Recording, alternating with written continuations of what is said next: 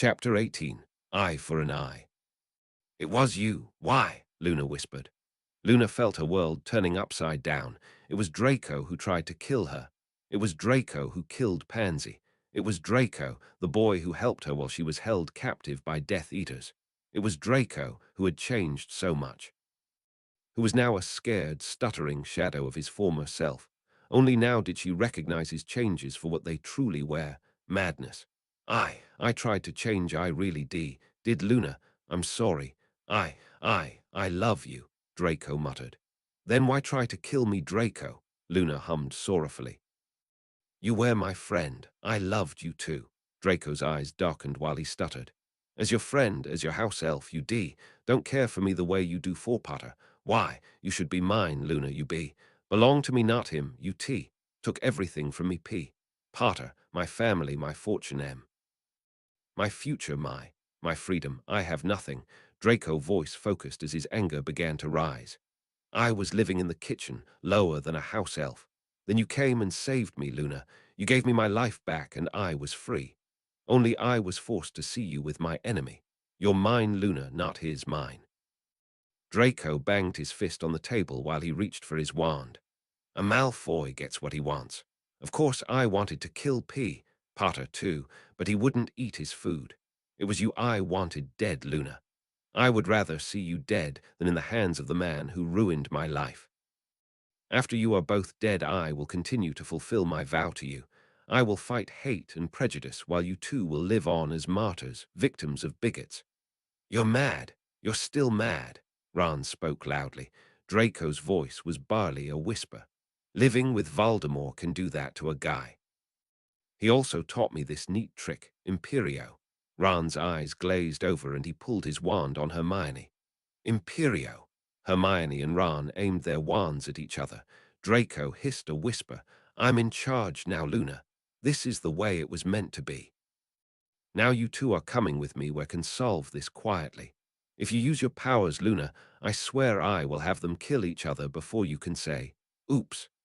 Harry kept his wand aimed at Malfoy from under the table. His gaze never left Malfoy's.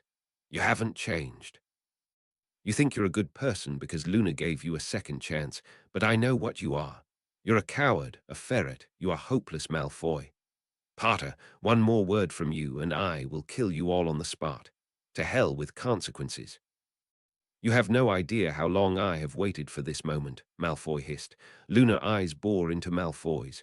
You, sir, are a Death Eater. Malfoy flinched. I am not a Death Eater. What's going on? A voice from the staff table yelled.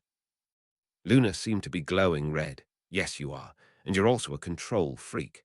You think you can control people to do your dirty work for you, but you made one mistake. Ron and Hermione doped their wands and covered their eyes along with the rest of the Great Hall. Only Luna and Draco seemed to be able to see through the blinding, burning light that filled the hall. Luna's voice was unworldly as she spoke. You overestimate your control, Draco Malfoy. I have been gifted by my moon mother. I have been blessed by the children of the wise.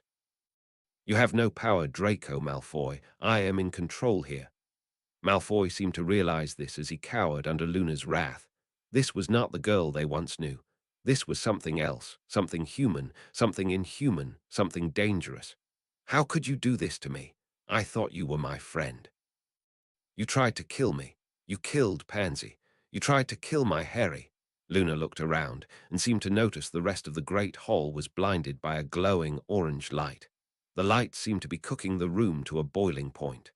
Luna blinked 3 times, and everything returned to normal. What the bloody hell is going on? The headmistress yelled as she approached. Luna was seething. It was Malfoy. He was the one who poisoned me and killed Pans. Luna froze when she looked at Malfoy, or at least where he had been 10 seconds earlier. She turned to see the doors to the great hall closing. Before anyone could react, Luna was bolting out through the doors and after Malfoy.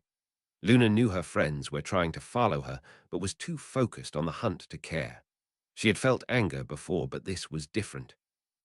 Luna felt like she had lost her mind, and she couldn't care less. All that mattered right now was finding Malfoy and inflicting pain upon him. Draco ran as fast as he could to the one place he knew Luna couldn't find him.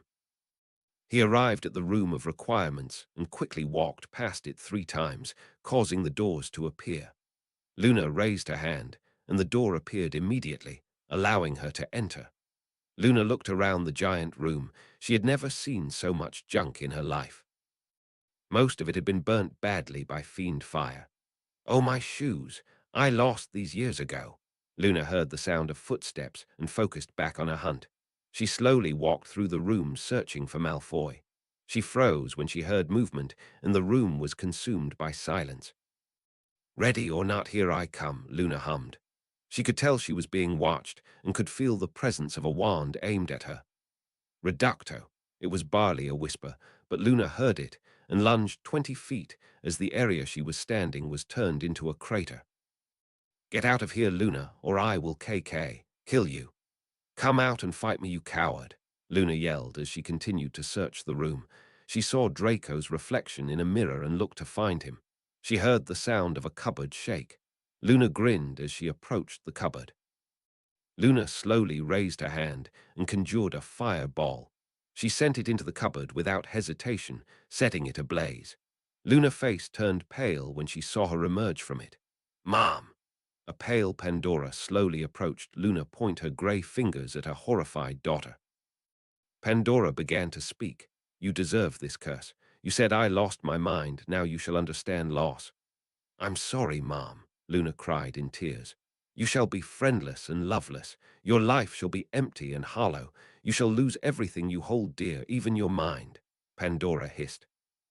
Her emotions raced as her nightmare came to life before her eyes. Luna suddenly felt very weak and fell to her knees. "What's happening?" Confringo, Luna raised her hands to stop the curse, but nothing happened.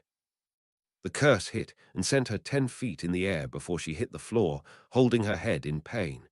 Malfoy appeared out of the pile of junk and aimed his wand at Pandora. "Ridiculous!" Pandora turned green and started to melt, something she repeated at the top of her lungs. Malfoy strutted over to Luna. She reached out to stop him with her magic, but again nothing happened.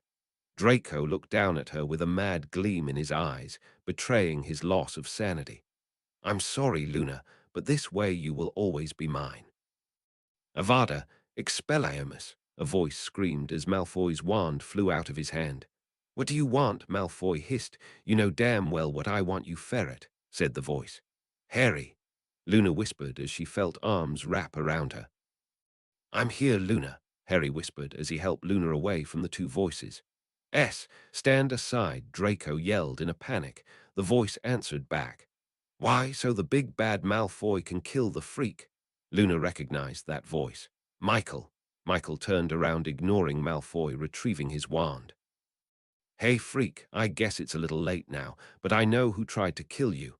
I mean, I did say you would be the first to know. Oh, Draco, you were second, right? Well, I know who tried to kill Looney." "Don't you dare call her that," Draco cried as he sent a curse at Michael. Corner blocked it with ease. "You just tried to kill her at least twice, and I'm the bad guy." "You're both assholes." Luna looked over and saw Ron and Hermione. Along with half the school, the room could only fit half. "Ha, ha, ha, very funny, Weasley, big talk coming from you." Michael snorted before speaking to Malfoy like a toddler. "Malfoy, as one disgraced head boy to another, I'm very disappointed in you.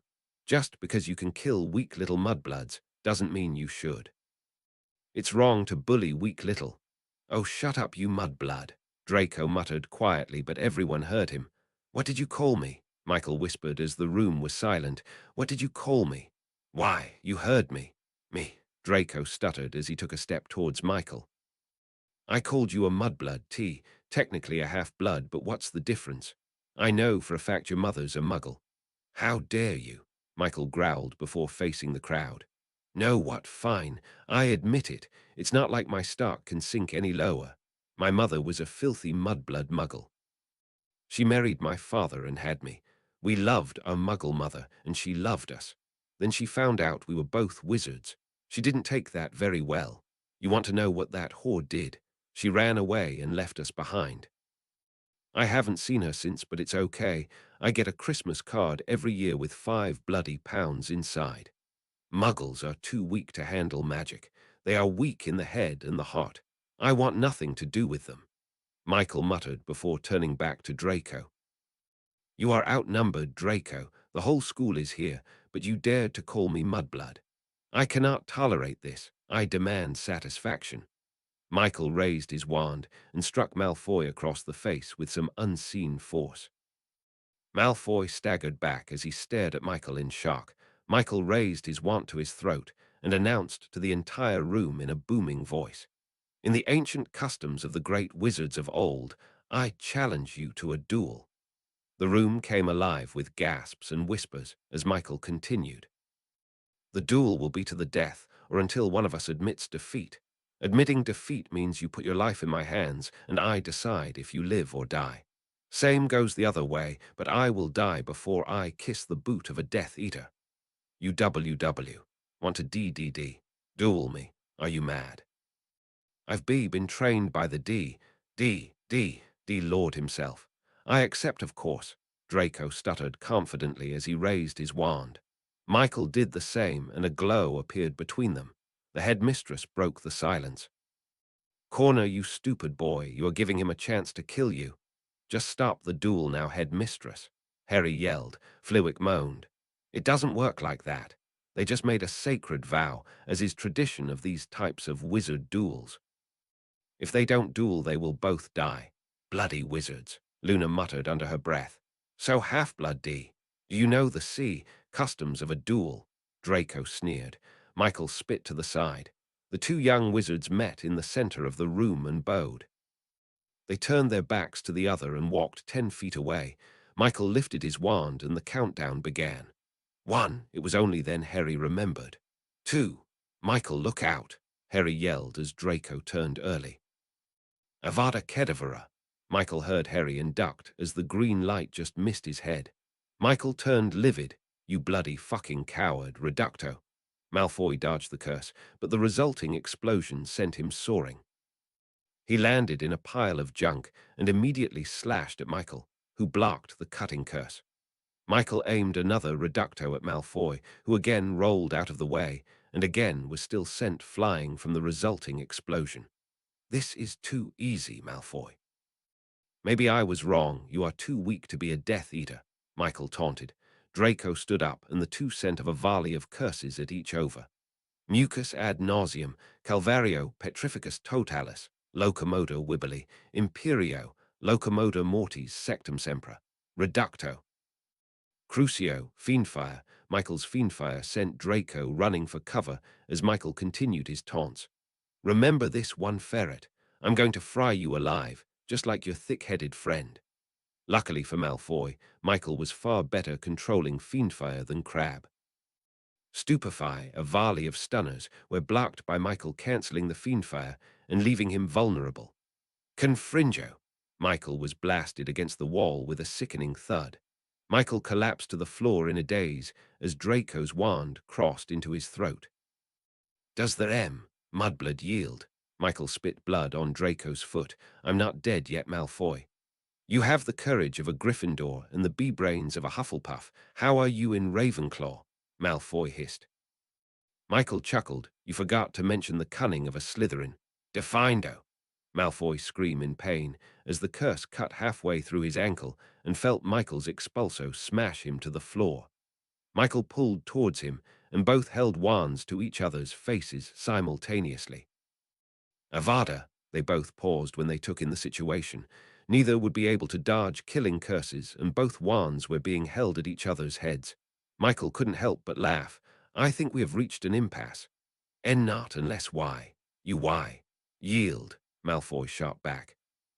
"I will not yield to a Death Eater, so unless you yield, I guess this is the end," Michael whispered before he started to count. 10, 9, 8, 7. "Surrender or I will make sure your death hurts," Draco snarled. 6, F, 5, 4. 4, Michael continued, sweat poured down his forehead. Stop or IW will do it, I swear." T-O-T-T-T, Draco stuttered. Michael closed his eyes with a grimace. 3, T, 1, 0. Avada. I yield, please, I yield. Please don't kill me, Malfoy screamed as he succumbed to tears. Pathetic as always, ferret, give me your wand, Michael said pompously despite the clear relief in his voice. Malfoy handed over his wand and started to curl over, vomiting. Michael stood up and held his wand to the back of Draco's head. So should I let him live or die? Michael yelled to the stunned crowd. What? I yelled, please, Malfoy begged. I know you yield, you twat, but I still have the legal right to kill you in cold blood. I wasn't going to, but you did try to kill me before the count of 3, Michael spoke in a smug, insufferable voice. Malfoy was as pale as a ghost. I didn't mean. I think the word you are looking for, isoups. Michael chuckled. Michael, for Merlin's sake, you are on Hogwarts grounds. Please don't commit such an act in front of the students, Phileas cried. Sorry, Professor, but I don't believe this is my choice to make, Michael said as he turned to Luna. Hey, freak, I guess since he tried to kill you, I will let you decide his fate. Hell, if you like, you can have the honors, though I would like an apology first. Luna slapped him across the face, and Michael simply smirked. That's not much of an apology. You are a foul, insufferable, big-headed, bigot, hypocrite, egomaniac, Luna scolded. And you are a freak of nature, Michael replied. Freak and proud, Luna yelled, raising her fist in the air. Cute, go and be proud somewhere else, Michael scoffed. We were on the same side once, Michael. Soldiers of Dumbledore's army, Luna shouted. Exactly. I am and will always be a soldier of Dumbledore's army. That will never change, no matter what I feel about its members, or our general. Michael looked up at Harry and nodded. I know I'm not perfect, but I vowed to fight against you-know-who and his Death Eaters. I will never break that vow, sir. I will follow the Chosen One to hell if I have to, Michael exclaimed proudly. Don't call me that, Harry said darkly. Why not? You're a hero. You defeated you-know-who. People love you. I would do anything to be the Chosen One. I deserve to be the Chosen One, Michael yelled, confused. Being the Chosen One has caused me nothing but misery. It even cost me my family. How could you envy that? Harry hissed. You had a mother who loved you so much. She died to save you. Be grateful of that, sir. It's more than I've ever had, Michael whispered before snapping back to the present, a smug look on his face. Now I know you're in love with me, Loony, but there is a Death Eater for you to deal with, Michael said as he took another slap to the face. Luna turned to Draco, who was practically— No, he was groveling, begging her for mercy. Luna looked to Harry and felt very old. So much had happened in such a short time, and she simply felt weak. Luna closed her eyes before she looked into her old friend's eyes and spoke. Draco Malfoy, I thought you were my friend. Even when you were a Death Eater, you would try and help me, even when I was held captive in your home. You said you would dedicate our life to stop the hate, yet you tried to kill me. There is a girl lying dead in the hospital wing because of you. I gave you a second chance because I didn't believe you really were a Death Eater. I still don't think you were, but you are now. I gave you the choice you never had, and you still chose hate. You were my friend. You broke my heart. Luna's voice broke as she grabbed Malfoy's arm and jabbed her finger inside it. NNNN. Please don't take away my freedom, please, Malfoy begged as the dark mark slowly returned to his arm. Get it off, get it off. I'm sorry, Draco. Luna gasped in tears before running to Harry. She didn't need to tell him it was the hardest thing she ever had to do. Michael stared at her surprised. How well, I guess you live to whine another day, Malfoy. Malfoy stared at his arm with a look of pure hopelessness in his eyes before he spoke. Shut up, mudblood. You're nothing but the bastard son of a mudblood whore and a blood traitor. Michael stood over Malfoy, red in the face. Don't you ever call my father that. Malfoy smirked. Well, it's true. He had a child with her, so he must be a blood traitor. I assume he must have a taste for the muggles, since he's never married since. How much do you bet that right now he is in the Department of Mysteries, examining the Lady Muggles? Michael dropped the wands he was holding and socked Malfoy in the jaw. If you mention my father ever again, I will blow your brains all over the walls. Michael gave him an extra kick to the ribs before he turned to leave. Michael picked up his wand while Malfoy crawled to his own. Malfoy groaned in pain as he looked up at Michael with complete contempt. Of course we know it runs in the family. Didn't you have a crush on sweet Luna before you found out she was a squib? Michael turned in a blaze of murderous fury. Malfoy reached for his discarded wand, and they both screamed, "Reducto!" Luna saw what was about to happen. She couldn't let it happen. Luna immediately separated from Harry and raised her hands with an inhuman scream. It was this action alone that prevented everyone in the room from being horrifically killed. The curses met with the force one expects when an unstoppable force meets an immovable object. The spells exploded, consuming Draco and Michael in fire and flames. The explosion continued, blasting through everything in the room not protected by Luna's shield. It took all the strength she had left to hold off the pure, unadulterated force that pounded on the shield with such might. The resulting deafening impact sent students screaming, holding each other, and crying on their knees, knowing they were as good as dead. But the shield held, and they survived to see her shield lowered. No one in the room saw what happened to Draco Malfoy and Michael Corner. The blinding fire made it impossible for most to see. But Luna saw it. She saw it all. Luna saw the inevitable results of hatred, madness, prejudice, ego, greed, and violence. She saw death, dear Merlin. "Everyone out of here now," McGonagall gasped as Luna slowly turned around, covered in blood that was not her own. Luna felt her knees give out as Harry ran to comfort her. Luna looked at Harry and hugged him as her tears poured onto the blood-soaked ground. He was right. An eye for an eye just leaves the world blind. Harry couldn't think of anything comforting to say. He just nodded. He couldn't bear this anymore. He had lived through a lifetime of horrors and suffering. He couldn't bear to see Luna go through the same. "I love you, Luna." "We're going to make it through this." Luna nodded, wiping away her tears. "I love you too. Please help me up. I feel very weak." Harry did so, and slowly the two made their way out of the room of requirements. Ignoring the stares from the students in the halls, ignoring the team of Auras being called in to assess the damage, ignoring everything but each other and their pain. Chapter 19. A Loony of the People. Her magical core has been severely drained, but it was not permanent. In fact, it should only take a couple of hours before Luna continues breaking the fundamental laws of magic. I gave her a quick once-over and some calming potions, but she refused the dreamless sleepers for some reason. Madame Pomfrey was interrupted from her report by a deep, authoritative voice. "Where is she now?" the minister asked.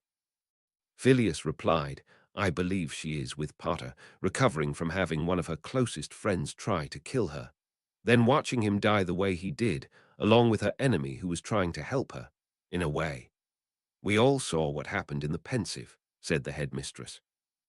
"I believe that concludes the interviews for today. We will have Miss Lovegood and Professor Potter contact you sometime in the following week." Kingsley nodded in deep thought. He looked around at the other professors in this hastily assembled meeting and wondered how to proceed. It had been quite the day for him and the ministry. After the Hogsmeade investigation, he had to attend to previous reports of a break in the Department of Mysteries. The department had been trying to conceal the evidence that the break-in ever took place. Of course, even the Department of Mysteries only has so much secrecy over the minister, who quickly found out and made sure to reprimand those responsible. Even worse was finding out exactly what was stolen. Files on Pandora Lovegood. Of course, Madame Pomfrey insisted that Luna was still recovering in the hospital wing during the theft, but with that girl, who knows? Then there was the incident that had him here at Hogwarts. 2 students had killed each other in front of the entire school. The Auras were still cleaning up the remains.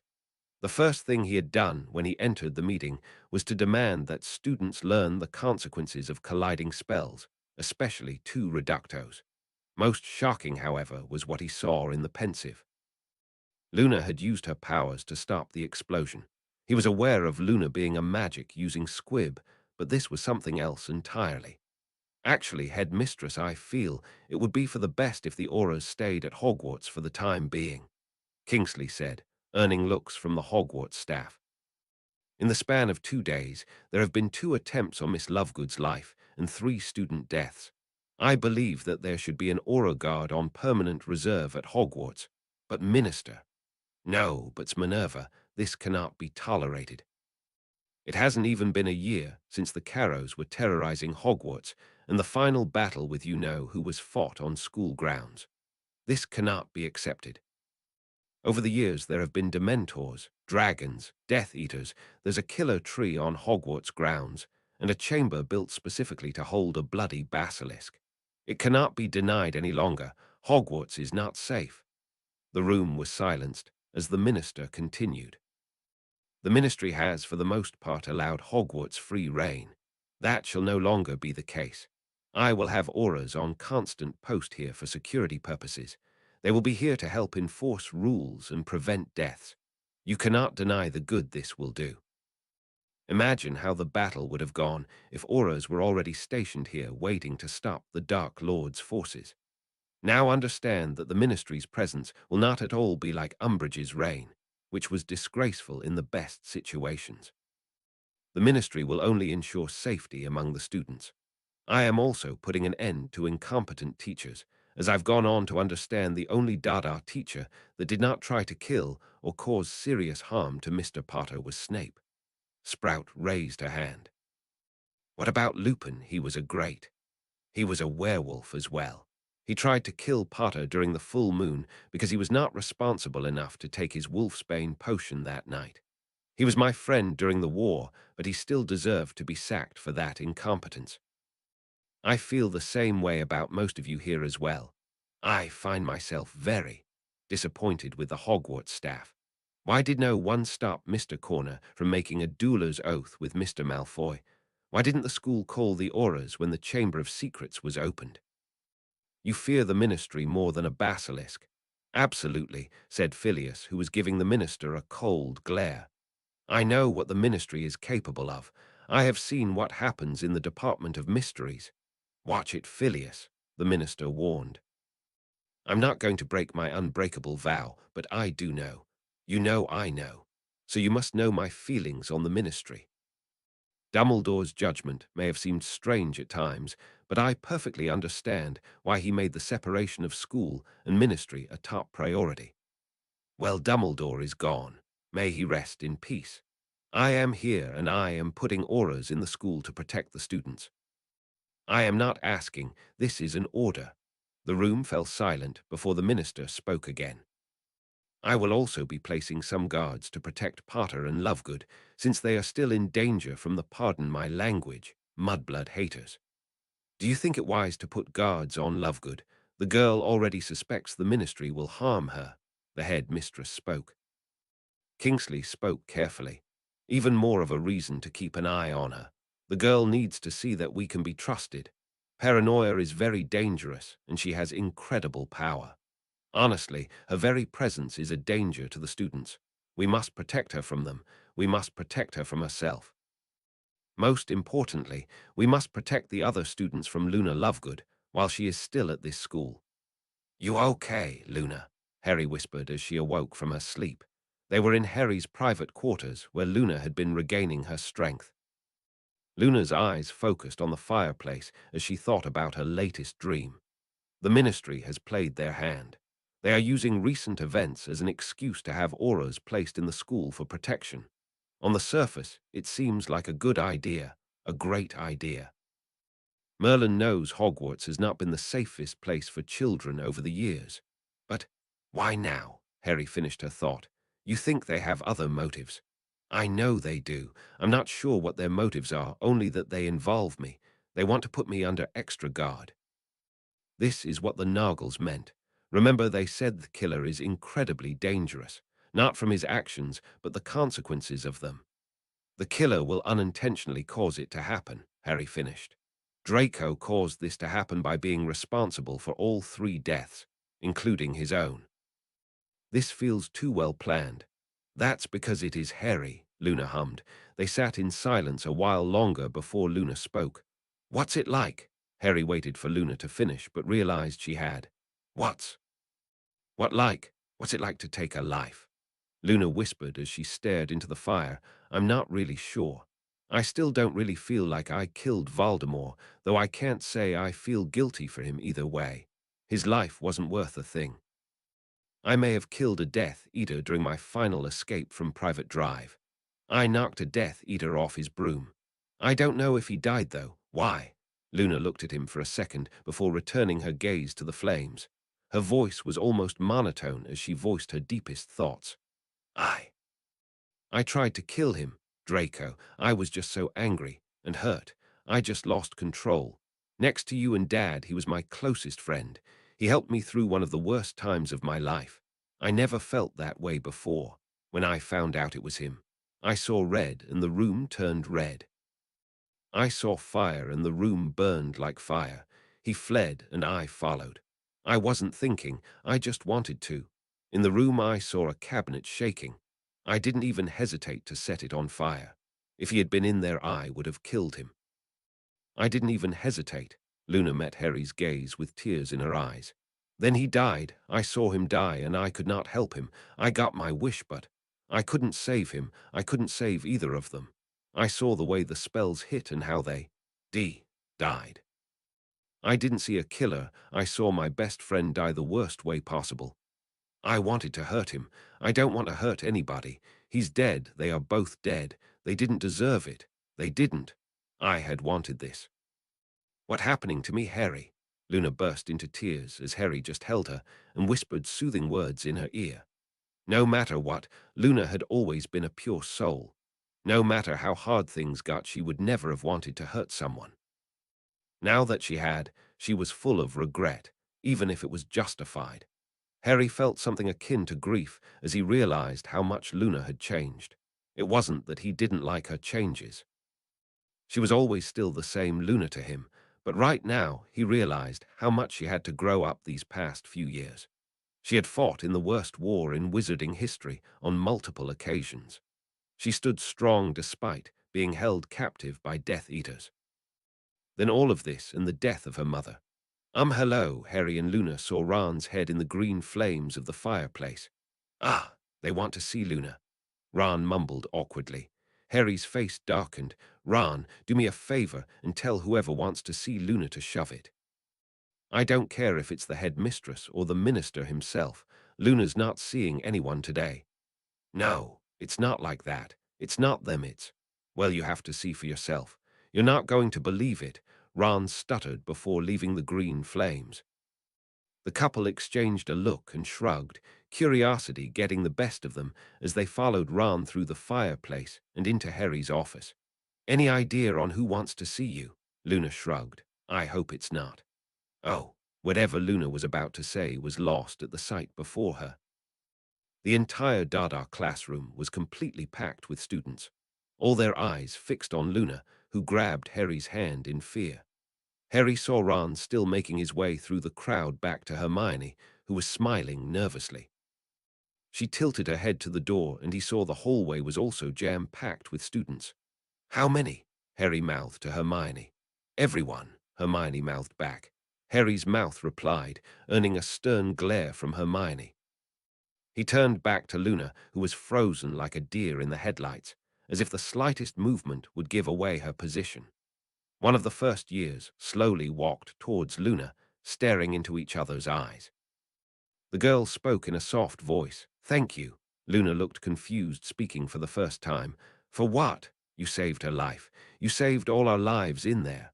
One, the older student said. I guess I did, Luna whispered thoughtfully. I just wanted to help. What's your name? A different first year asked. Luna Lovegood, Justin Finch-Fletchley answered. Suddenly another first-year girl was hugging Luna. The overwhelmed witch was now staring wide-eyed around her for assistance, not knowing what to do. Harry gave her hand a squeeze and let go. She slowly patted the girl's back before stiffly returning her hug. She heard a faint sound, growing louder and louder. Soon the sound had engulfed them, and Luna realized the sound as clapping. Luna let go of the girl and staggered back. The often ignored girl was suddenly being applauded by the entire school. Luna felt Harry's hand wrap around her own, and she saw he had tears in his eyes. Luna quickly realized that she was crying too. Luna felt something she had not felt in her entire life. Accepted. They had accepted her as one of their own. For the first time in Luna's life, she belonged. Luna hugged Harry in a fit of tears before they slowly made their way through the crowd. Most of the younger students were hugging Luna along the way, while some older ones shaking her hand or hugged as well. It wasn't all happy faces. Most of the Slytherins and certain purebloods were sending deathly glares at Luna. However, they were outnumbered by the Muggleborns, half-bloods, and so-called blood traitors. Far be it for a golden opportunity to go to waste. At least that was the mindset of a certain brown-haired witch who was now whispering in Luna's ear. When we reach the great hall head to the podium, the headmistress usually speaks from. Luna slowly processed what Hermione was saying before replying, "Why are we going to the great hall?" "To give your speech, of course," Hermione replied. "Just get up there and say what's on your mind. Don't be nervous and just imagine them. Actually ignore that last part." "What?" Before she knew it, Luna found herself in the great hall, standing behind the podium usually reserved for the headmistress, staring out at the sea of students. There were cries of speech and other more random cheers. Luna looked again to Harry, who was standing in the front of the crowd, close enough for support but far enough to let Luna have her moment. Luna leaned forward and found her voice amplified as she stuttered, "Hi." Luna looked over to Hermione. I don't know what to say. I've never made a speech before." After a couple of soft laughs, Luna continued, "I never really spoke to many people until recently, and never this many." Luna seemed to gaze off dreamily in the distance before she whispered to herself, "Wow, there's so many people out there." The laughter this caused seemed to snap Luna into focus, but not before she giggled as well. She had been laughed at all her life, but this felt more warm and genuine. Nobody ever wanted to hear what she had to say before, but now she had the entire school's attention. She looked at all the familiar faces as she recognized the face of every student in the school. She was confused for a moment when she realized a few faces were missing, until she remembered why. It was at this moment Luna knew what she had to say. Luna leaned forward into the podium and spoke softly. "Three of us are not here today." The hall was silent as Luna continued. "One of my dearest friends is dead. His name was Draco Malfoy. We helped and supported each other through dark times. Yesterday he tried to kill me, today I tried to kill him, and he again tried to kill me." "Why?" Luna continued, feeling very vulnerable. "Yesterday my same friend killed one of us. Her name was Pansy Parkinson. She was mean to me at times, but now she's dead." "Why?" "Michael used to be a friend. More importantly, he was a member of Dumbledore's army. He was a hero who saved a great many of your lives, including my own last year. He remained loyal to that cause until the end. Despite this, none of you mourn him. He became my enemy instead of a friend. He was always flawed, but he was someone we all looked up to. He allowed his misguided hate to consume him. Through his prejudice, Michael lost everything until it cost him his life." "Why?" Luna felt tears run down her cheek as she continued. 3 hours ago, Michael Corner and Draco Malfoy fought in a duel. Michael was so ashamed of his heritage that when egged on, he tried to kill Malfoy. Draco was so consumed by hate that he tried to kill Michael for no reason other than vengeance. They both succeeded, and now they are both dead. We will never see them again. Their faces are gone. Why? You may see today as a day worth celebrating. You survived while the bad guys died. For me, it is a day of mourning. Today I lost two old friends. Why? Why are we doing this? Haven't we learned by now the cost of hate? How many more faces will we lose? How many of us are we going to sacrifice to death for no reason? Why? I don't know why. There is no answer and there is no excuse. I buried my mother when I was 9. She wanted to make the world a better place, but she died first. She is the reason I have magic. She was able to accomplish things that broke fundamental laws of magic. Did you know that? No, you didn't. You believed she was a loony like me. I was considered a loony before people knew my name just because they falsely believed she was. There was silence now. Some people were coughing awkwardly, but Luna didn't care. Did you know that Muggles have been on the moon? Did you know that Muggles have powered machines that can fly hundreds of people across the world without magic? Did you know that Muggles can light a room brighter than any candle? Do you realize what we could do if we learned to work together? By not giving them magic, we are letting Muggles die by the thousands every day. Muggles don't live to be 150. They are very lucky if they make it to 100. Do you know what cancer is? It's that thing St. Mungo's gets rid of during checkups with a flick of a wand. You don't even want to know how many Muggles die from it. I know what you are saying. It's not our fault if Muggles are dying. Wrong, Luna shouted to the shock of the students. It is our fault. By doing nothing, we are condemning Muggles to die. Try sleeping tonight knowing that you and your family are responsible for the deaths of billions. Why? Luna was a woman transformed. No one could recognize the person speaking to them as Loony Lovegood. The usually quite dreamy girl was speaking with a passion that shook the students to the core. Her normally sapphire eyes seemed to be burning with fire. Her words were focused and powerful. 3 years ago, a great war broke out in the wizarding world. 3 years later, many faces are missing from this hall. Many young faces who should be joining us this year did not show. They are all gone. Why? To change the world. They died to keep you safe. They died so Muggles and Muggle-born should have the same rights as all wizards. Instead, I have been threatened just because I was born without the very magic that I now have. Those faces are gone, and they died for nothing. Muggle, Muggle-born, squibs, how insulting these names are. It's only one step better than mudblood, which wizards still use. If we don't change our ways soon, there will be another war, and very soon too. I don't want to hurt anybody, but by doing nothing I am hurting everyone.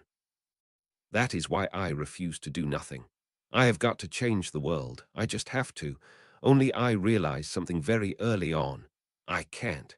I can't do it alone. Until recently, I have always been alone. I know that together there almost is nothing Harry and I can't accomplish, but fighting the ministry isn't one of them. We need an army. Gasps and murmuring consumed the audience as Luna spoke. Yes, an army. If not to fight the ministry, then to defend ourselves from them.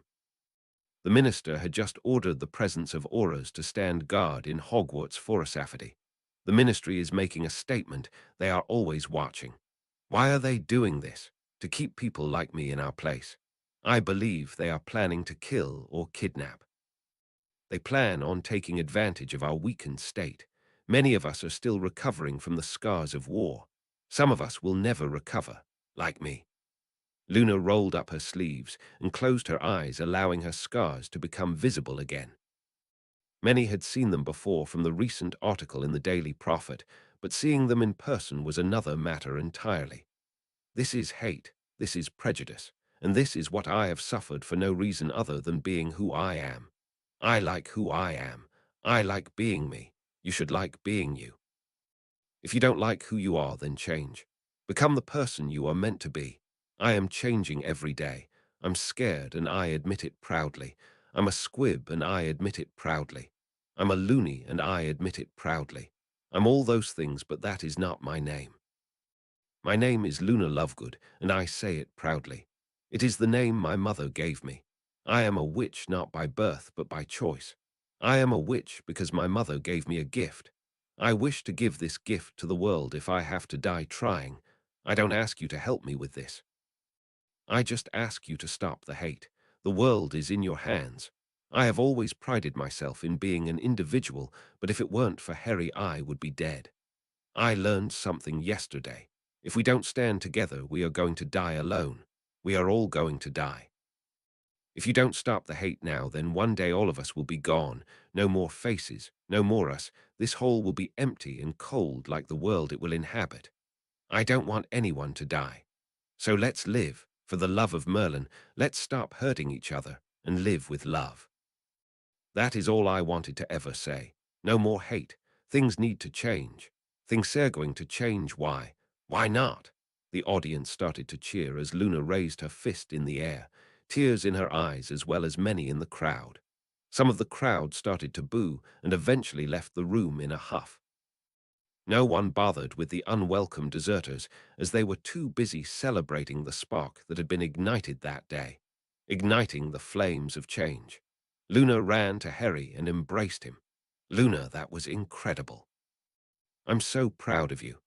Now I love you. Luna giggled as she kissed him, igniting cat calls from other students. Ever since I first met you, I have loved you with all my veiled heart. Now I am able to truly love you the way I always have. Harry grinned, not sure if I followed all that, but I think I get the gist. I love you too, Luna. So what do you think of all this? Harry gestured to crowd. Luna tilted her head. It makes me pity you for having to deal with fame your whole life. This attention is most definitely not for me. Harry raised his eyebrows. Really, you seem so happy, though. Luna nodded as she hummed. I've been an outcast all my life. I've been bullied, picked on, or simply ignored. Before you, I was very lonely, but I never wanted anything more than one or two friends. I never wished to belong to them. Luna felt more tears slide down her cheeks. Until today, I never had a choice. They never accepted me until today, but now they do. They actually accept me as one of their own. I'm still not truly one of them, but I have a choice. And as strange or as loony as it sounds, that makes all the difference in the world.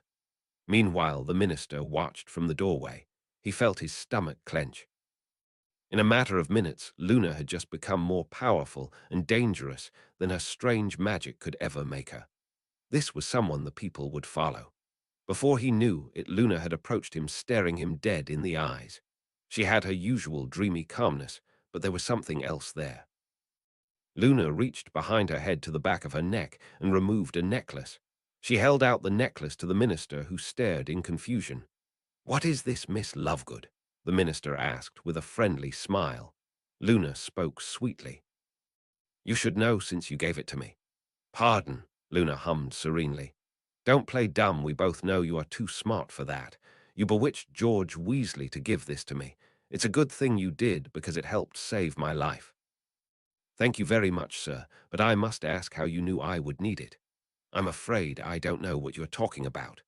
The minister begun, but Luna giggled her own response. "Did you know that Draco Malfoy was going to try and kill me? Is that why your ministry spy spit in my soup to warn me? Did you know I would ignore the warning? Did you allow me to almost die so I would accept your protection? Did you expect people to die? If so, why did you let them? Did you need an excuse to take control of Hogwarts? Did you allow them to die just to get at me and the school? Why, sir, would you do that? Are you afraid I'll succeed in my quest? Or are you afraid of what I took in the Department of Mysteries? What are you hiding, sir?" They both exchanged friendly smiles, but the tension in the room could be cut with a knife. The mister spoke first. "My dear girl, you really live up to your nickname." "My dear minister, you live up to your nickname as well," Luna hummed back. "What nickname?" "Royal. It was your nickname on the Potter Watch, remember? You truly are royalty, a king, not a minister," Luna sung. Kingsley grinned. "Thank you, Miss Lovegood, you are indeed most kind." Luna smiled as her eyes turned yellow. "That wasn't a compliment, sir. You have more power than a mere minister should. You must be careful, sir. Ministers get sacked, kings get beheaded by the people they rule." Kingsley's smiling facade broke as his eyes hardened. "Are you threatening me, little girl?" "Not at all, little boy, ha. I'm just giving you my advice, but I will say this. If I find out you are responsible for the deaths of Pansy Parkinson, Draco Malfoy, and Michael Corner, then I will do everything in my power to have you sacked, sir." Luna spoke dreamily, sending more gasps from the audience. What Luna said next floored the entire room, including the minister and even Harry himself. Luna dropped her smile and whispered coldly in a voice that was clearly not her own. "However, if I find out that I am correct, and you or the ministry had anything at all, to do with my mother's death, we will fucking bury you. Ha ha ha." Chapter 20. Regret. The first thing the students of Hogwarts noticed that Monday morning was the presence of auras positioned throughout the halls. They wore white uniforms with hoods that hid their faces. Their presence cast a dark mood over the castle as the students made their way to the great hall. It was there that the headmistress spoke to the students. These auras are here for the sole purpose of keeping you safe. Do not fear them, they are on your side. We also have some new rules. Any action from students or professors that may cause someone to be harmed will be halted by the auras. Do not test them. They are trained to fight dark wizards. They can handle foolish students. The auras also quickly gained a reputation for never moving a muscle while on duty. Muggle-born students compared them to the royal guard and began posing with them. Some of the braver students started harassing them with minor spells, causing loads of laughs. The laughter stopped, however, when the first fight of the day broke out. "What is the meaning of this?"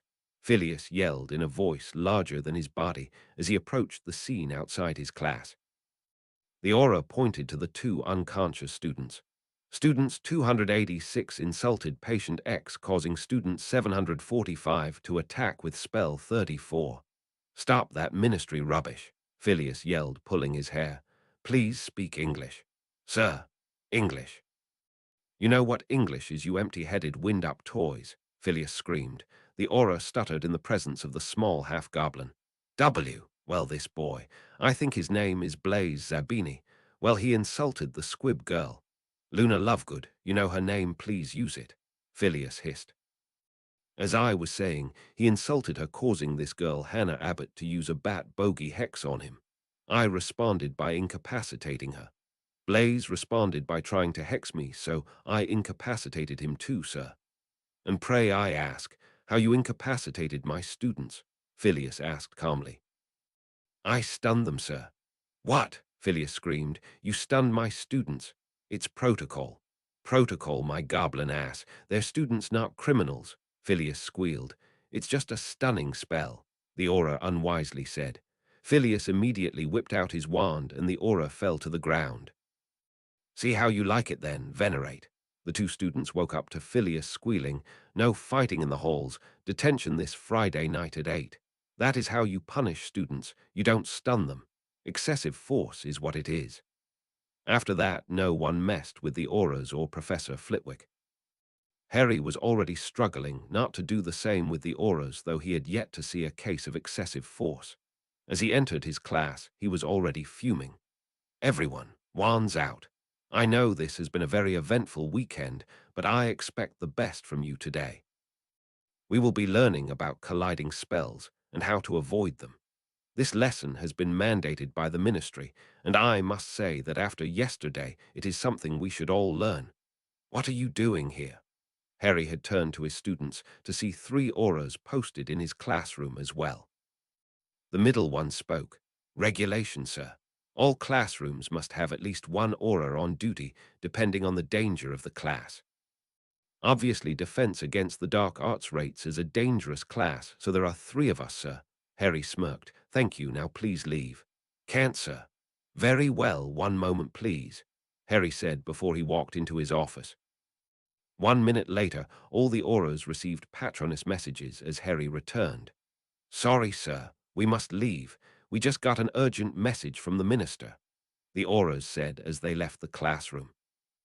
As soon as they shut the door, Harry started performing every lark and ward spell on the door to prevent them from returning. "What did you do?" Hermione asked. "You mean, what did Luna do?" "She said something about giving all the Hogwarts house elves clothes." "It's pandemonium down there," Harry replied with a chuckle. "Now let's get down to business. Colliding spells, some just bounce off each other, some can cause more shocking effects." Ha. "I mean, sir," Dean stuttered. "Dean, I said you all can call me Harry in class." "Well, Harry, we all really need to speak with Luna," Dean said with as much strength as his nerves allowed. Harry sighed in frustration. "I'll only say this once. Luna is very busy right now and—" "It's okay, Harry. The Noggles told me I should be here," Luna said suddenly from the back of the classroom. "How did you get back?" "Never mind. Dean, now's the time to speak." "Better be important to interrupt my class," Harry scolded as Luna walked over to calm him down. Harry was not used to having his lessons interrupted. He was starting to feel sorry for most of his past teachers. Most. It's about your speech you made yesterday, Dean began. We were wondering about how we can fight the ministry. The auras have gone nuts. They have been stunning students who get into fights, which happens constantly since the school is at war. Half the students support Luna, while the other half think she's a freak and are spewing that pureblood elitist crap. Professor Flitwick completely lost it earlier. He's already stunned 3 auras and has been suspended by the headmistress. Bloody hell, it's worse than I thought, Harry grimaced. How long is the suspension? A week, but he will be let go if he does anything again. He is a very powerful and respected wizard despite his heritage. The headmistress had to fight tooth and nail to convince both the minister and Professor Flitwick to keep his job. Seamus replied, causing Dean to sigh in relief. We need to fight them. We will not be treated like criminals. I would rather go back to living like a muggle than treated like this. Phileas even accused the minister of trying to scare away new muggle-born students from the school. Who would want to go to school like this? We can't speak for the school, but the class have talked. We are members of Dumbledore's army, and it's time we return to duty. Luna looked off in the distance as she spoke. I don't know much about war and fighting. I'm just trying to finish my mother's work. If you want to talk to anyone, talk to Harry. He's the one with all the experience. So what should we do, Harry? A sly smile broke out on Harry's face. I have some ideas. I swear I thought I was done with wars and army when I beat Tom. I must have lost my mind to believe that. I have not been teaching classes. I have been training an army. I told you on day 1 that another war would someday happen. Well, today's the day. If you are willing to fight this battle, then we start training now. Anyone who wants to join us should meet in the old hangout. We will plan our strategy there. Seamus rose his fist. Dumbledore's army, Dean Luna's army, Dean Potter's army. Harry and Luna groaned. No, no, and hell no. Luna's eyes lit up as an idea hit her. She went to say her idea, but instead. The Nargle's army, ha-he-ho. Who said that? Padma asked. The Nargles, I presume, Luna hummed. They haven't steered me wrong yet. The class exchanged uncomfortable glances before Harry spoke. Luna, what was your original idea before you were rudely interrupted? Luna was practically beaming. If we are going to fight the ministry, then we should name it after the original ministry rebel. The person who left the ministry to succeed on her own and wasn't afraid to speak her mind. Harry grinned as he raised his wand. So let it be known from this day forth, we shall be known as Spandora's army. The rest of the class raised their wands and cheered Pandora's army. A white light surrounded them before the room returned to normal. Harry clapped his hands with excitement. Okay, the first thing I am going to be teaching is how to block and reflect stunning spells. It is not something we can do with our wands without being caught. Luckily, I know a guy I can recruit for the army to help with this. Luna, please tell Phileas to meet us in my office after class ends. In the meantime, we really should learn about colliding curses. Luna hummed. Oh. That's most unfortunate. What's most unfortunate, Luna? Harry moaned, exasperated. Class is going to end in 5 seconds, 4 seconds, 3 seconds. Harry sighed with frustration. Class dismissed. So, Phileas, did you really stun 3 auras? Harry asked as the small wizard entered his office. 5 if you include the 2 that tried to arrest me as I stepped into the headmistress' office. Phileas said with a sly wink. Luna's in my private chambers doing her research. I feel this is the best place to continue this discussion, Harry whispered. I understand. I assume Luna was the one who stole files from the Department of Mysteries, Phileas asked as they traveled by flue powder to Potter's chambers, where Luna greeted them. Yes, and no, Phileas. Actually, Hermione stole the files, Luna hummed. Ah, of course she did.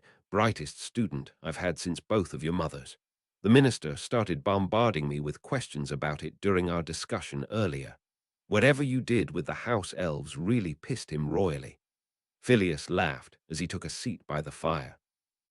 Harry sat down while Luna brought over some papers. This is the research my mother left me in Gringotts. Phileas took out an overly large monocle to read through some of the papers, letting out a low whistle. Bloody genius. I have never seen arithmancy at this level. I hardly understand some of it. Luna nodded. That's because there's a missing piece to it. The unknown variable. I'm still trying to figure out what that variable is, but I'm certain it's the secret to my mother's work. Yes, that would make the most sense. Since Pandora is breaking the laws of magic, then the arithmancy will show such abnormalities. I'm sure you will figure it out. If there is one thing I know about Pandora, she will most certainly leave clues for you. What is that book over there? Phileas asked, pointing to a scrapbook over Luna's shoulder. No easy feat for the short wizard. Nothing, just a doodle book Mom drew in, Luna quickly said before she vanished the scrapbook. I would search there for clues, Luna, but I believe you already knew that. Now this arithmancy is mind-boggling, but I sense this is not why you asked to meet me here, Phileas said knowingly. Harry and Luna exchanged a look before Luna summoned the files Hermione had stolen. Luna's eyes focused as she spoke. Phileas, after the incident with Malfoy and Corner, I read my mother's files. It has a very detailed account of my mother's activities, particularly leading up to her death. However, the last page has been altered. Phileas raised his eyebrow before taking the page from Luna. Most of the writing on the page had been covered with black marker. I have never seen this before. The Department of Mysteries has no need to cover its information since it's all classified. Any idea what this means? Harry asked. Several ideas. I wish I could tell you them, Phileas whispered. Luna spoke calmly, but Harry and Phileas heard the emotion in her voice.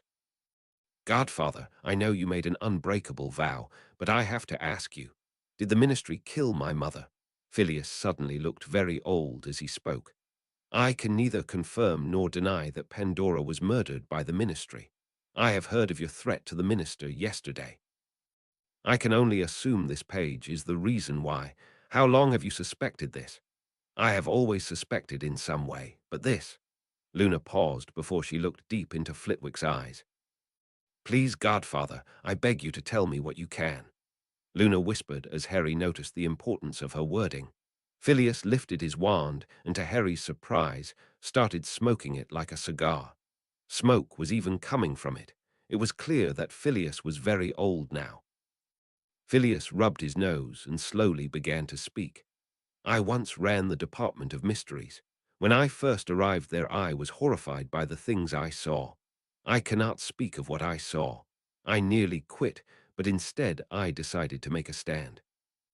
I slowly rose to the top of the department, while hinting to the minister that horrible, unspeakable things took place there.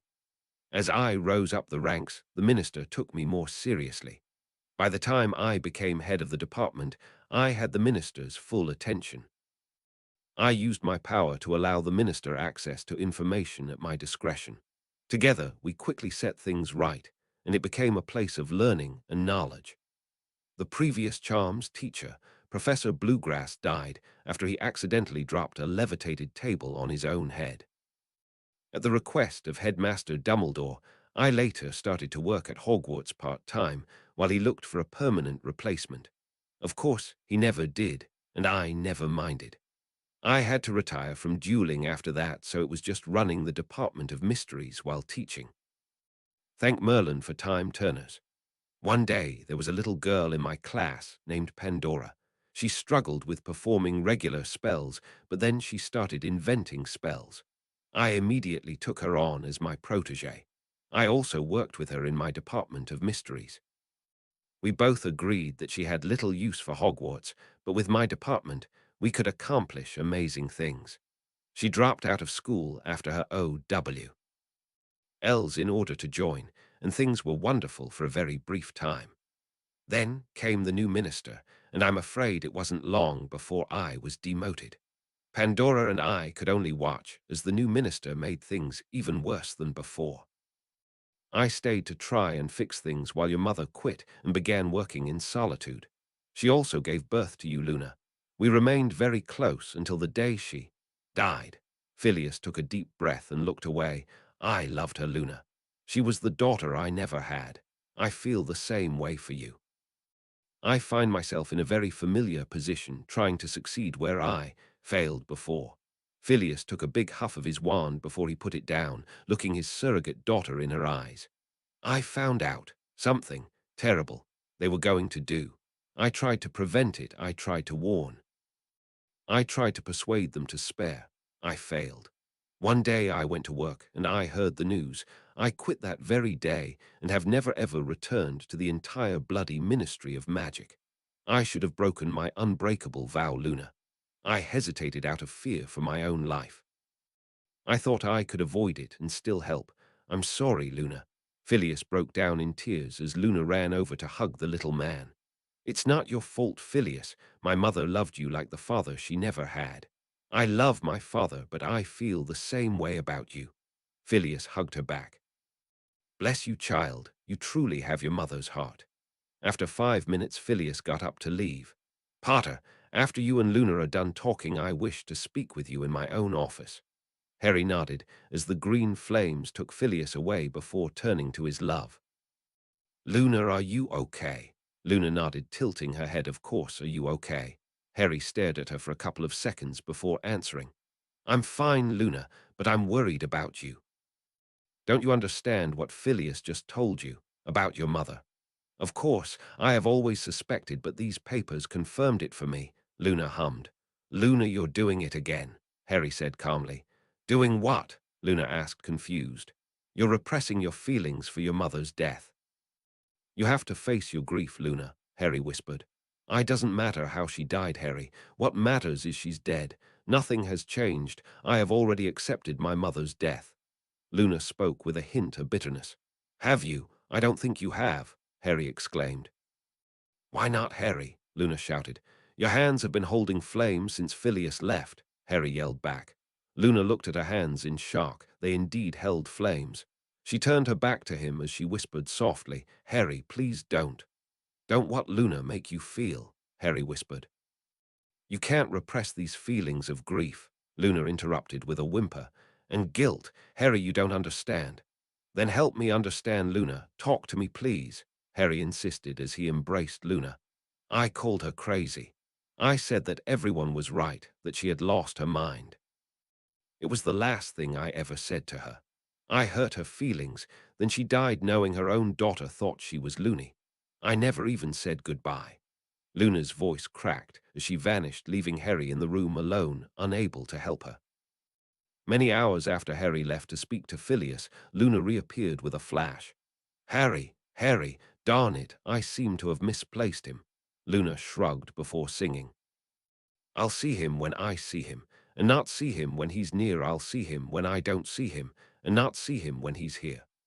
Luna sat down, and with another flash, Pandora's scrapbook reappeared in her hands. She had, of course, already looked through the book for clues, but found nothing of value to her research.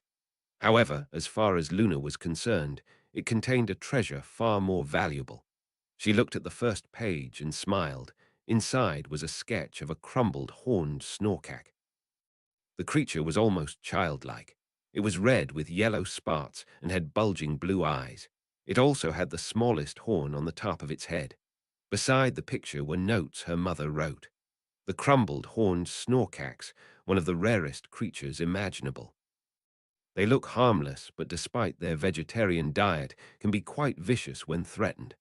The rest of the book was just like this, full of sketches of the creatures her parents talked about.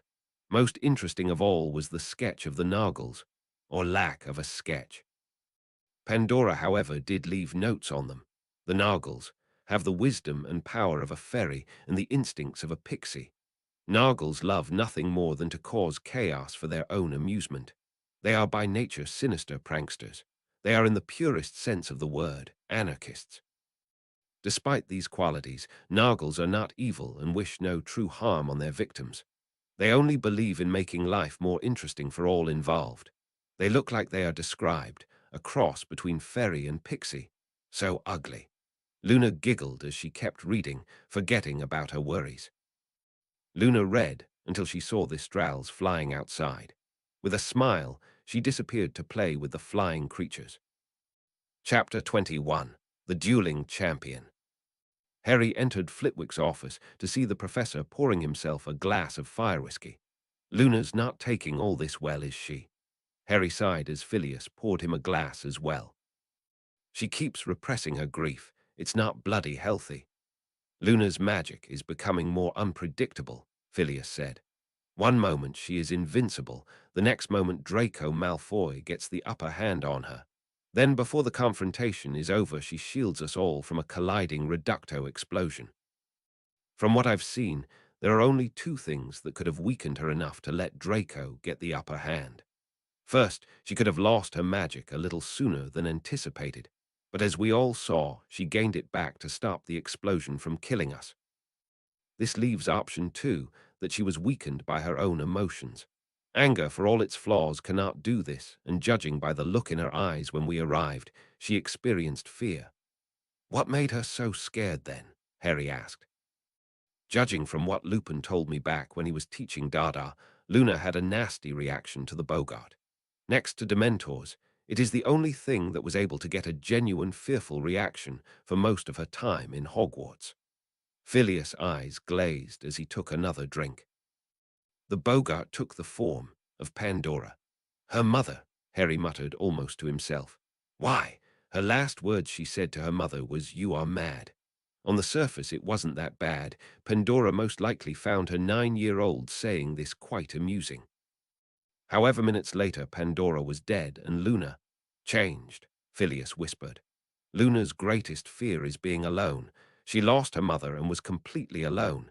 Even though she still had a father, she still hardly sees him. After Pandora died, Luna would be hard-pressed to find anyone who did not call her Loony.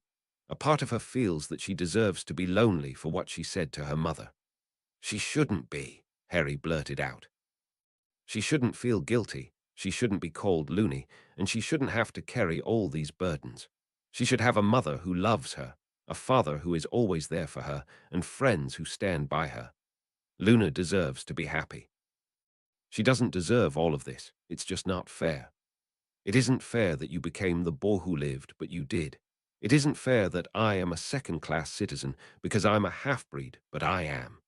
Life isn't fair, but I find the world has a funny way of giving us what we need to live. I think tonight Luna will get what she needs. Phileas spoke calmly. Harry's eyes narrowed curiously. What do you mean? Phileas leaned forward and whispered with an ancient look in his eye. Harry, we both know why tonight is so important. We both know what shall happen tonight and what needs to be done. Harry, I know that you know what you must do. A dark look appeared on Harry's face. It may have crossed my mind. I made my own vow, Phileas, to never use it again. Phileas raised an eyebrow. Was it an unbreakable vow? No. Then stop being a baby and break that breakable vow. This is more important than your fears. Phileas yelled with mirth. Vows like rules are made to be broken. Phileas could see the fear and worry in Harry's eyes as he spoke. But it's dangerous, Phileas. Danger? Since when did you care about danger, dear boy? Phileas scoffed. Since I took you up on your offer to look after Luna to protect her, Harry shot back. Since I befriended, then fell for her. She's been through so much already and the danger involved. Life is dangerous, Phileas squealed. By all odds, I should have died years ago, and you have escaped death so many times it's maddening. But we didn't die, we survived. We're survivors, Harry. It's what we do. Phileas slowly hopped off his chair and walked through a small door at the back of the room. Harry followed him as he crawled through the comically small door. When he returned to his feet, Harry's jaw dropped at what he saw. The room was full of wands as far as the eye could see. Actually, the room was rather small, but it sure felt big. The shelves were all labeled along with each wand. Harry looked at one of the closer wands and read the name out loud, Folia the Warrior. Phileas grinned. Yes, I remember him. He tried to use a nasty curse on me, but I was able to tie up his legs and hoist him up to the ceiling. I never heard a crowd laugh like that. And this wand belonged to Tulaf the Awful. He was just awful.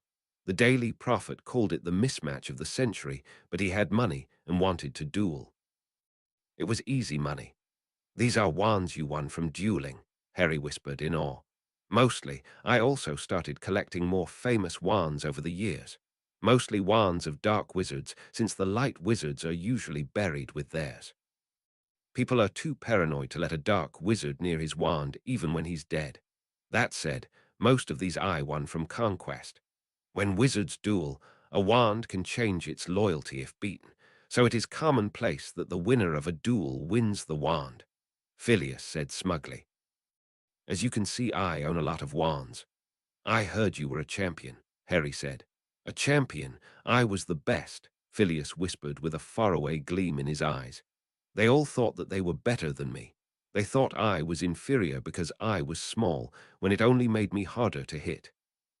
They thought me inferior because I was a half-breed, when my goblin blood only made me more viscous when I needed to be. I was champion for 10 bloody years, and I would have been for longer. Unfortunately, I had been dueling for 15 years before the Wisengamot allowed non-purebloods to fight for the title. Hell, I was dubbed Phileas the Freak. Oh, how I loathed that name. The Daily Prophet seemed to find it rather amusing. In hindsight, I'm quite grateful for it. It was the kick in the nose I needed to succeed, to prove them wrong. Phileas picked up another wand I remember when I finally fought the purebloods champion, Kaler the King. He tried an illegal killing curse on me, calling me a disgrace to dueling. I immediately responded with a normally illegal but justified cutting curse that dislodged his wand arm. Now he is known Askiller the Failer because he failed the purebloods. Ha! He wouldn't be the last. Official wizard duels have not been to the death in 200 years, but it's still a dangerous sport. Carlin the Confused tried to stun me in a rematch and spontaneously combusted. Poor fellow. I accidentally blasted the legendary dueler Richard the Poor with a simple blasting hex, but the poor man fell on his neck. I felt terrible for him, but I never felt any more guilty than any other dueler would have. You learn very early on that in a sport like dueling, danger is a part of the territory. Hell, I should know. I nearly died in my first loss. His name Washerold the Pharaoh, and we didn't like each other much. He cursed me so bad that I had to use skill grow on the missing part of my skull. Most painful month of my life. Harold visited me in St. Mungo's and actually apologized to me. I told him that dueling was like life, dangerous. You never know which duel will be your last, like the way you never know which day will be your last. In the end, you have a choice, live with your fears or face them. I retired after losing my title Tardarin the Daring, and I have never regretted a single moment of it. My only regret was that it had to end. It was the happiest time of my life. Dueling made me feel big. It made me feel alive, Phileas whispered, a far-off look in his eyes. You only live once, Harry Potter. Don't live your life with regret. Live in the moment, like Luna does. Take risks and don't be afraid to face your demons. They will only hold you back. She needs to face her demons and let go of the past. You know his Harry Potter. Harry relented as the two wizards returned to the half-goblin's office. I know what I have to do, Phileas, but what about Luna? Is she ready? I'm afraid she has to be, Harry. Time is running out. Phileas sighed before disappearing in the green flames. Harry was walking through the forbidden forest. It was something that became most common for him these past few months. However, unlike the other times, he was not looking for Luna. That didn't stop him from finding her, surrounded by the strals that they could both see. Harry chuckled as Luna peacefully fed them disgusting chunks of meat. Here is one for you, Sparkles. Here's one for you, Golden Joy. And here's one. No. Down, Paul, you've had yours. Luna scolded the bigger creature as it hung its head in shame. Harry sat down and watched Luna for 5 minutes before she spoke. I know you're there, Harry. I've known since you've arrived, actually. That cloak of yours is quite amazing, but I can still hear you. I know, but it was nice seeing you so peaceful, Harry whispered as he approached the girl in white. I'm not the reason you are here, Luna hummed dreamily. How did you? Never mind. In a way I was, but no, I wasn't looking for you. I'm glad I found you, though, Harry said as he gently kissed Luna. Why are you here then, looking for Snorkax? Luna giggled. I've already tried. I'm certain that there are no snorkaks south of Japan. I think it's best if I show you, Luna, Harry whispered as he took her hand and led her through the forest. They had been walking for 30 minutes, and already Luna was certain she had never been in these parts of the woods before. It was darker than dark, blacker than black, yet she could see. It felt colder than a Dementor and older than the first tree. There was something off about this place, something unnatural. Harry, where are we? Luna whispered. Harry didn't reply as he stopped and looked ahead. Luna, wait here, I will be back in a second. Don't move. With that, he let go of Luna's hand, leaving her in complete darkness. Suddenly blind, Luna started calling out but heard no answer from Harry. Run, little girl, run away from this place, said a cold, hissing voice. Run, or we will eat your soul. Sorry, dead-sounding voices. Harry told me to wait here, Luna replied calmly. Oh, she's with the master. Welcome to our home. Would you like something to drink, like your own blood? I like these guys. They are as twisted as us. Not now, Nargles, Luna shouted to herself before speaking to the spirits. Where am I? Incendio. Luna suddenly found herself surrounded by a circle of fire forming a pentagram. On the other side of the circle was Harry. Harry, Luna called as she began to move forward. Luna, don't move, Harry yelled in fright. Luna froze as she saw the flames flare from her slight movement. Harry ran through the flames untouched before grabbing Luna's hand.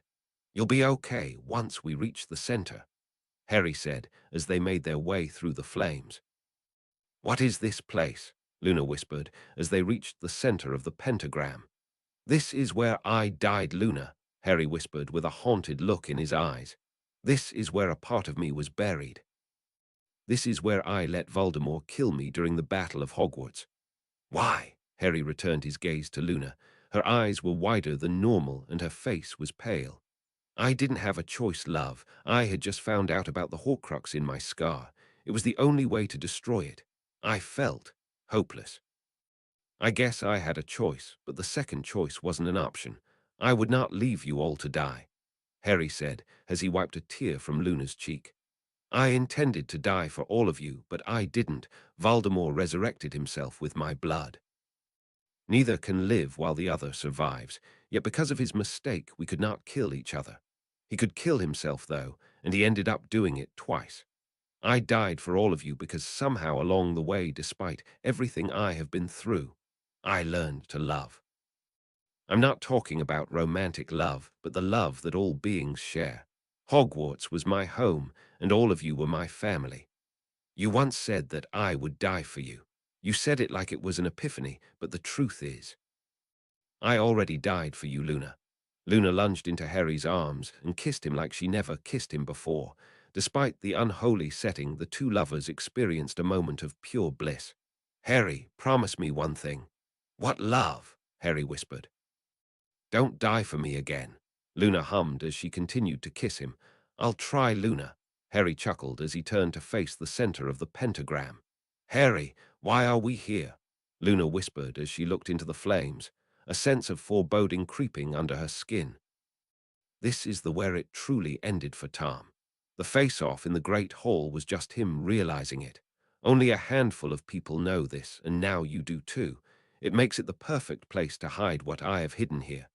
This was all my design, along with Hermione, actually. The spirits and the pentagram are protections. We probably watched too many Muggle movies. We are here because you need what's in here.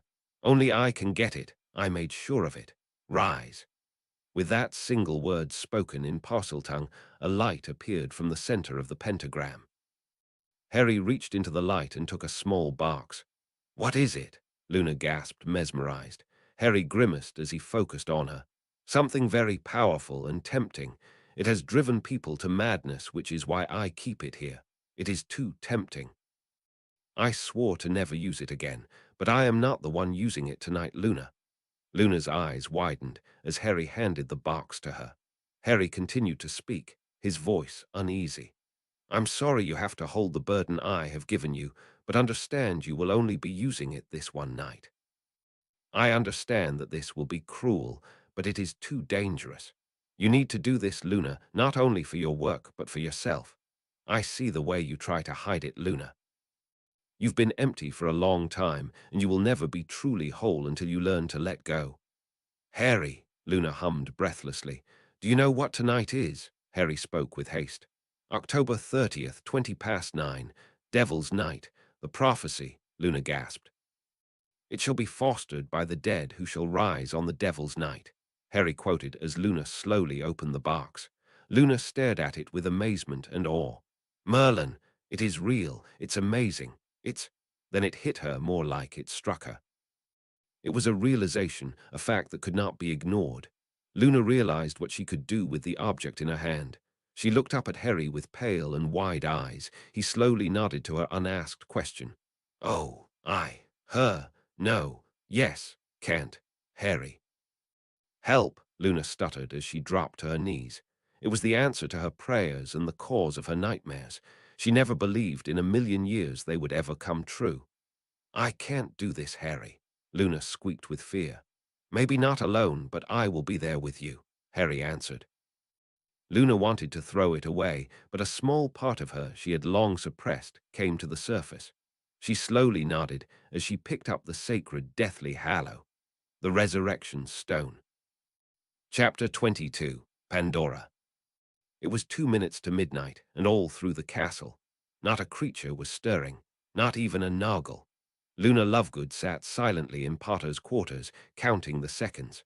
Luna wanted to wait until midnight to activate the Resurrection Stone. She said it was the most magical time to do so.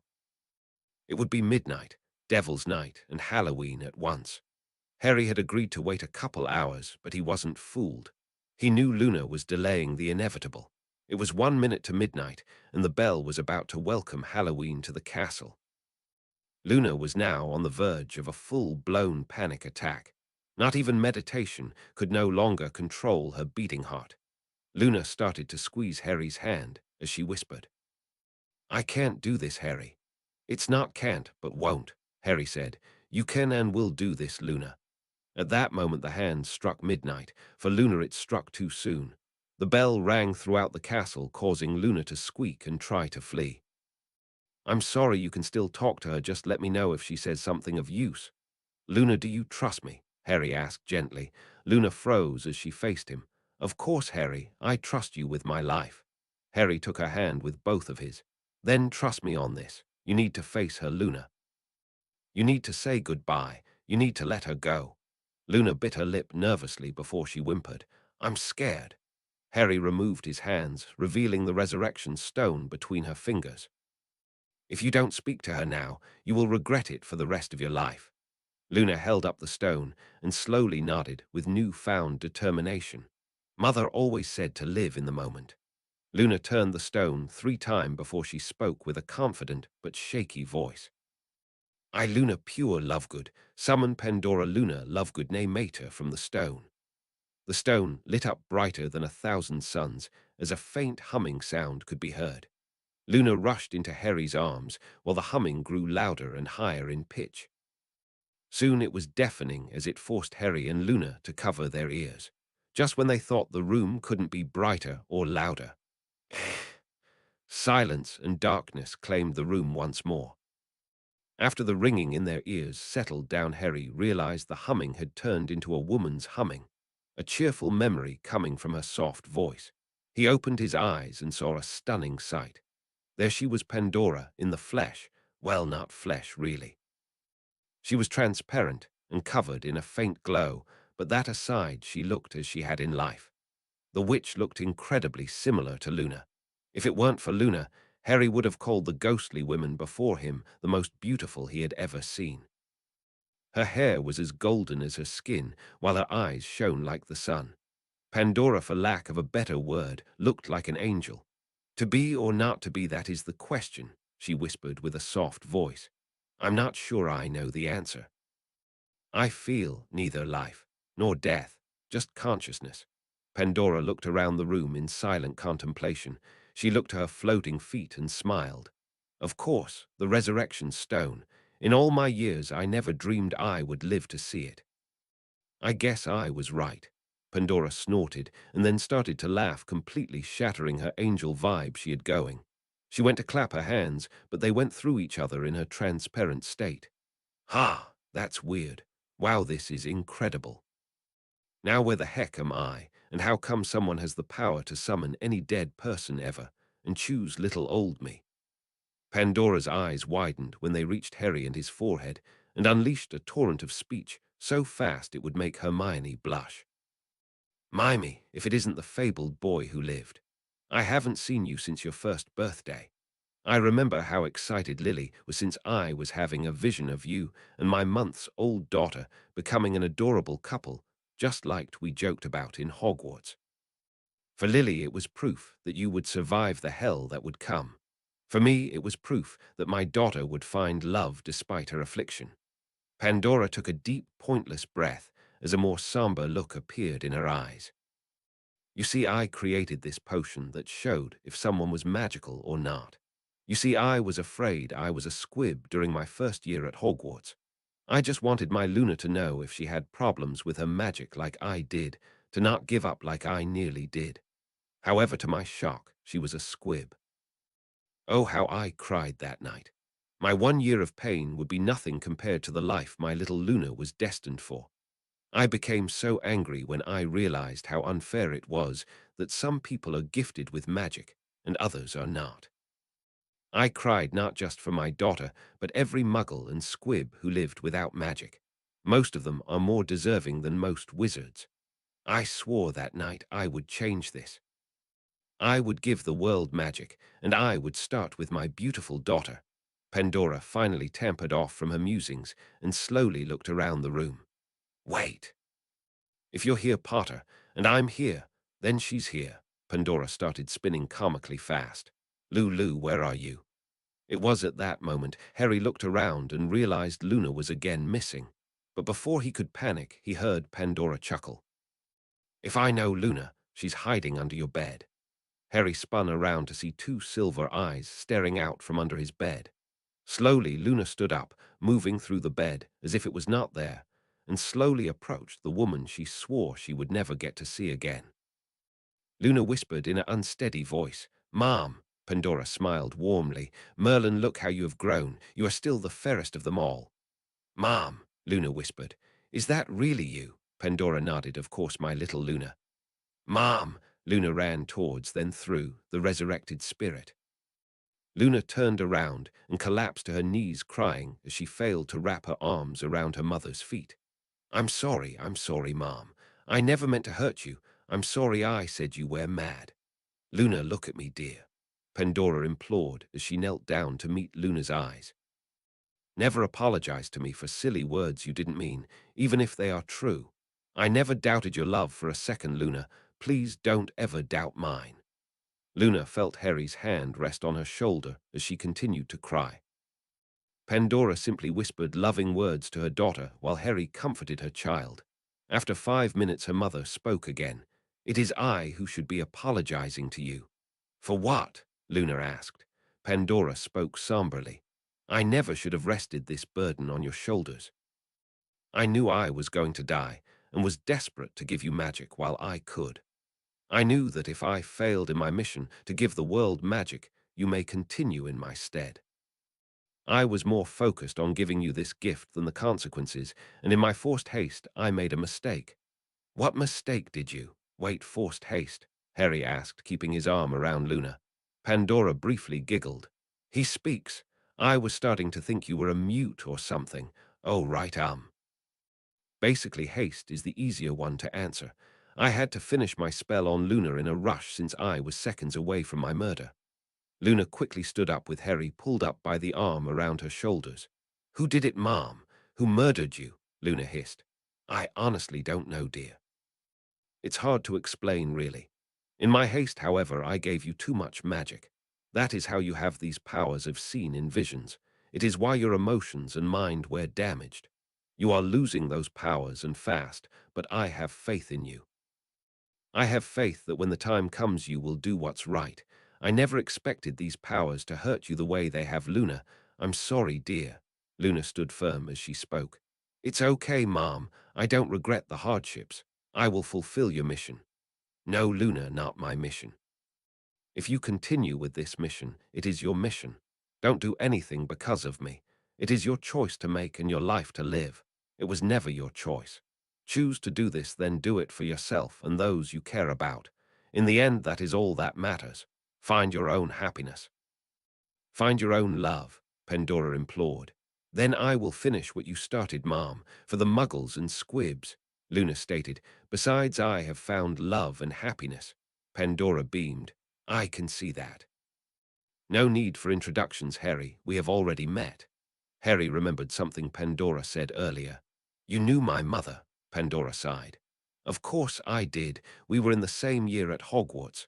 Though we were in different houses, we were both prodigies. We would both study together when she wasn't hanging around that shady, big-nosed kid. We were best friends forever, until I left in the 5th year. You could say we drifted apart after that, but true friends are never truly far. We would send letters every so often and even visit each other on occasion. Pandora's eyes twinkled mischievously. Do you want me to tell you the tale of how you first met? Luna tilted her head to the side. It was on the train when Ginny introduced. Are you saying we met as infants? Harry asked hesitantly. Maybe, Pandora giggled. Maybe. During one of my visits, I brought my little Luna with me. Maybe Harry wanted her toys she brought and levitated them by accidental magic. I recall Luna started to whack you on the head with her rattle, which you, in your lack of foresight, forgot to levitate. It was hard to be a good parent that day. It was so amusing. Harry's face only made the Lovegoods break out into laughter. Luna started poking Harry in the chest. That will teach you, mean Mr. Potter. What happened next? Pandora's smile vanished. What happened next is legend. You see, that was the last time I saw her before that fabled Halloween. The Dark Lord killed Lily. It was quite remarkable that you survived, child, that something as simple as love could stop a killing curse. I must admit I was unsatisfied with that answer. So I actually researched what happened that night and discovered the answer was simply love. Harry raised an eyebrow. So the answer you weren't satisfied with was the answer you were satisfied with. Pandora looked between Harry and Luna and rubbed her nose like Phileas did.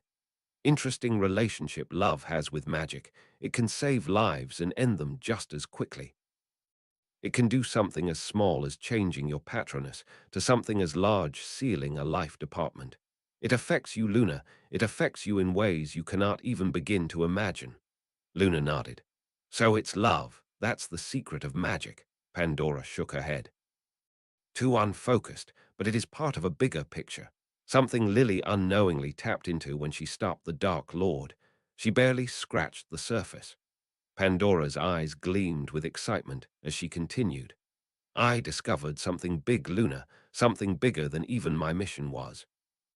I discovered absolute power. The power to help the world, save it, enslave it, destroy it, and I just wanted to help muggles. Pandora sighed bitterly. They say power corrupts, but it never corrupted me. I never wanted power, respect, or anything to do with this mad, mad world. I just wanted to keep my family happy and safe. I just wanted to try to make the world a better place. That is all anyone can ever do, to try. I'm afraid I can't tell you exactly what this power is, or it will not work. I will say this, pesca pixie pestonomi, shut up empty-headed, lying, cheating, thief of intelligence. Wait you not the fraud. Ha ha ha, that stupid spell never gets old. I think it worked on calling us. Of course it did. The Moon Mother invented it. Pandora chuckled, ignoring the fact that Nargles were speaking through Luna. I remember teaching it to this twit in school. He was so full of himself, yet he was so stupid. Definitely a bad combination. I might have made up the spell to make him look foolish. My Nargles, you only came because I called you. It's the Moon Mother, we're not worthy, I am ha ha ha. Shut up, pixies, I wish to speak to my daughter. Pandora shouted, wow, someone's grouchy, must be her time of the month, ha. Ha, can't be, she's dead, ha. Shit, now you've done it. Pandora's voice deepened unnaturally. I said leave us alone before I take my wand and shove it. The Nargles would like to note the following rant from Pandora has been censored for involving every curse word known to man and wizard kind, along with words never spoken by trolls. I surrender, I don't. Ah, okay, I'll go. Pandora sighed. Sorry about that. Forgot how annoying those fellows can be. The Nargles are a key part to your success. They hold the secret, but it is more complicated than that. You have read my scrapbook. Hidden inside is a spell that you must use. I cannot tell you what it does or it won't work, but believe me, it will change the world if done right. Also, magic is a real physical thing. It has to be contained. I placed a large amount in you, but there is far more. You must find this magic. Phileas knows where it is and helped place it there after my death. Sadly, his damn oath will force him silent.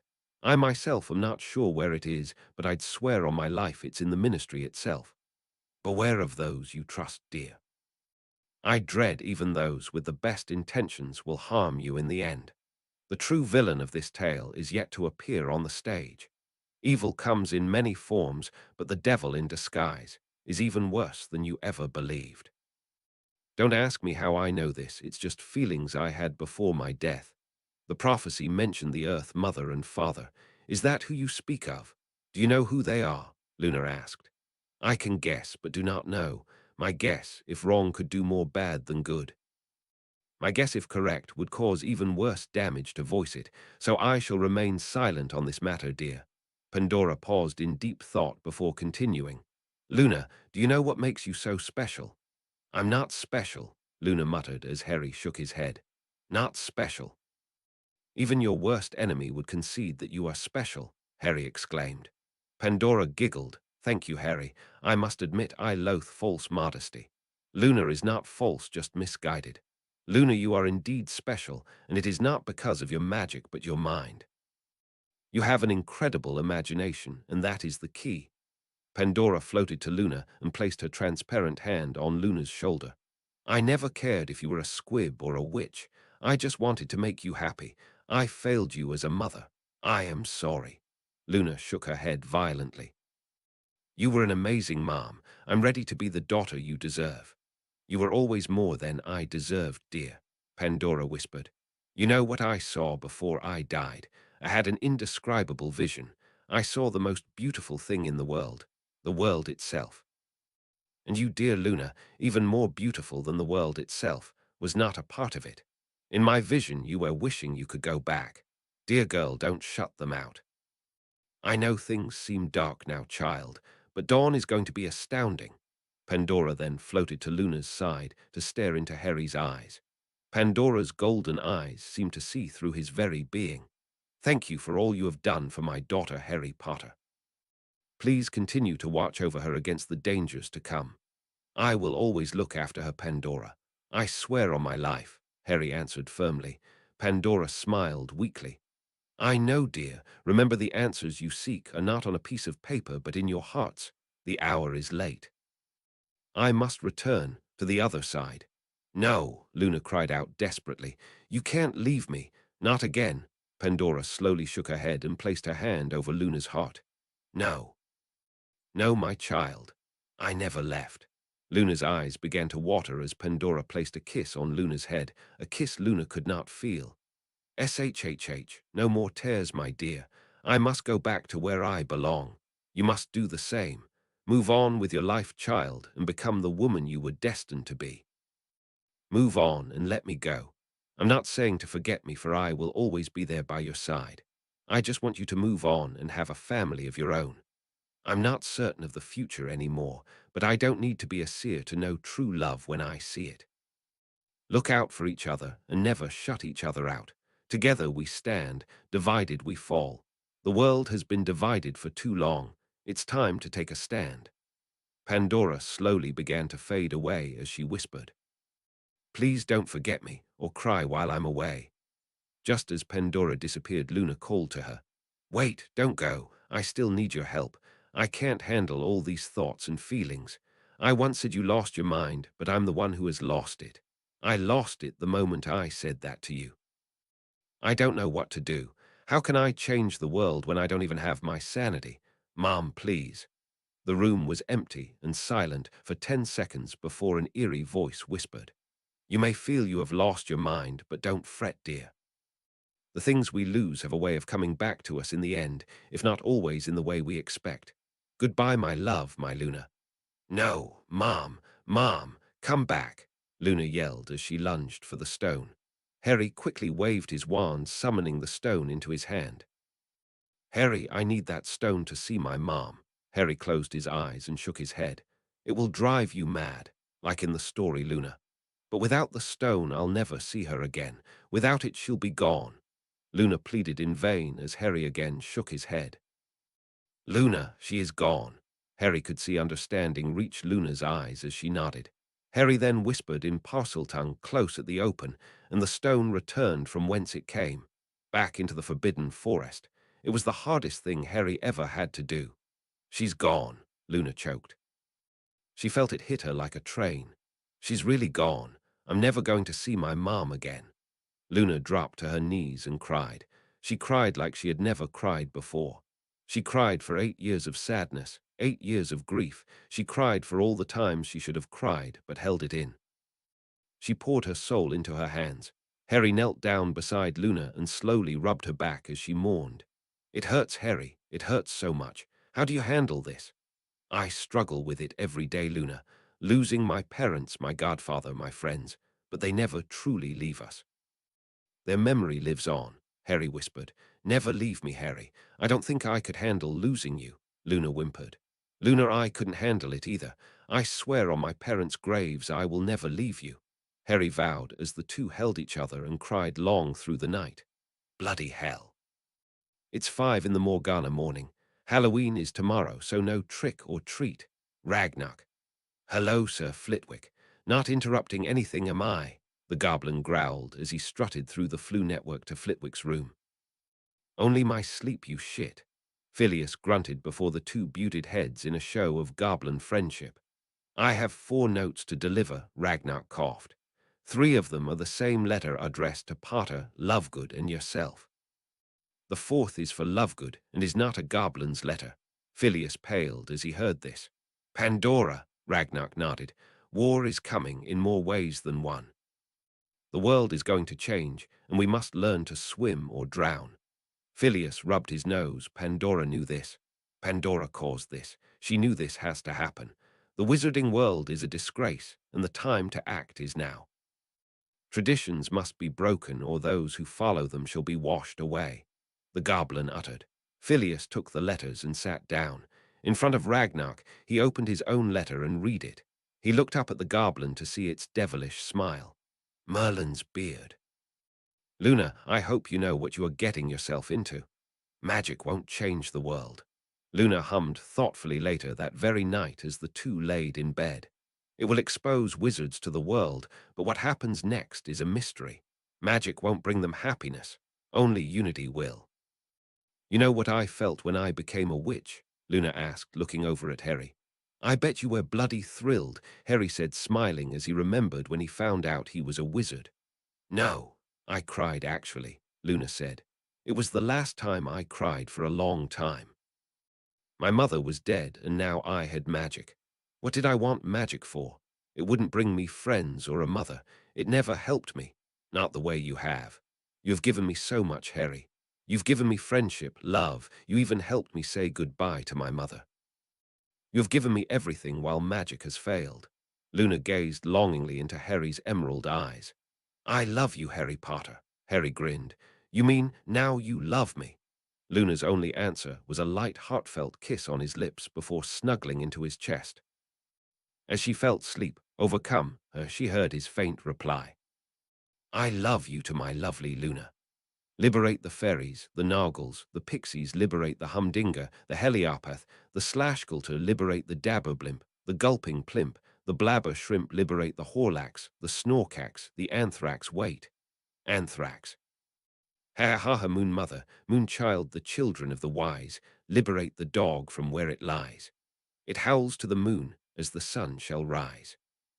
Remember, my dear read remember you are special laceps error or your mind. Your spirit tirips rowie, denim roy imagination not nigami. You have an incredible elbedurkni, narava or imagination not nigami. That is the key yek 8c that Luna stared at her mother in silence before finally saying, the kids are right. You have lost your mind. Pandora just smiled and kissed her daughter on her forehead. Maybe you're right, dear. The things we lose have a way of coming back to us in the end, if not always in the way we expect. Pandora said this lovingly before laughing, as she found her wand on top of her own glasses. First I drink this potion, which will hopefully give me the ability to see the Nargles, Pandora said, as she drank the potion, then raised her wand. Now if I see one, I'll harness the power from the Nargle. Say the magic words. Luna was blinded by a light brighter than anything she had ever seen. Pandora gritted her teeth as the light formed into a massive ball of energy at the end of her wand. With her left hand still gripping her wand, Pandora took out a vial with her right hand, and a little light entered it. Luna heard footsteps from behind her, felt a wand touch the back of her head. Pandora dropped the vial, startled as Luna heard a voice.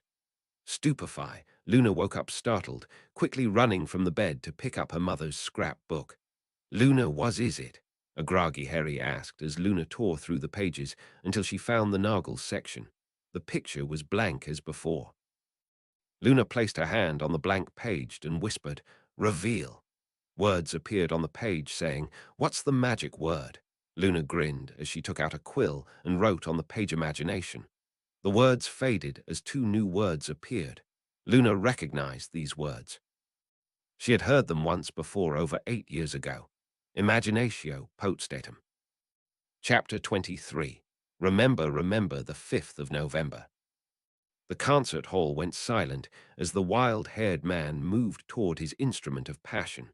He loved the way he felt when the crowd of noblemen froze and worshipped his art. Nobility was only the circumstances of birth, but he was the best.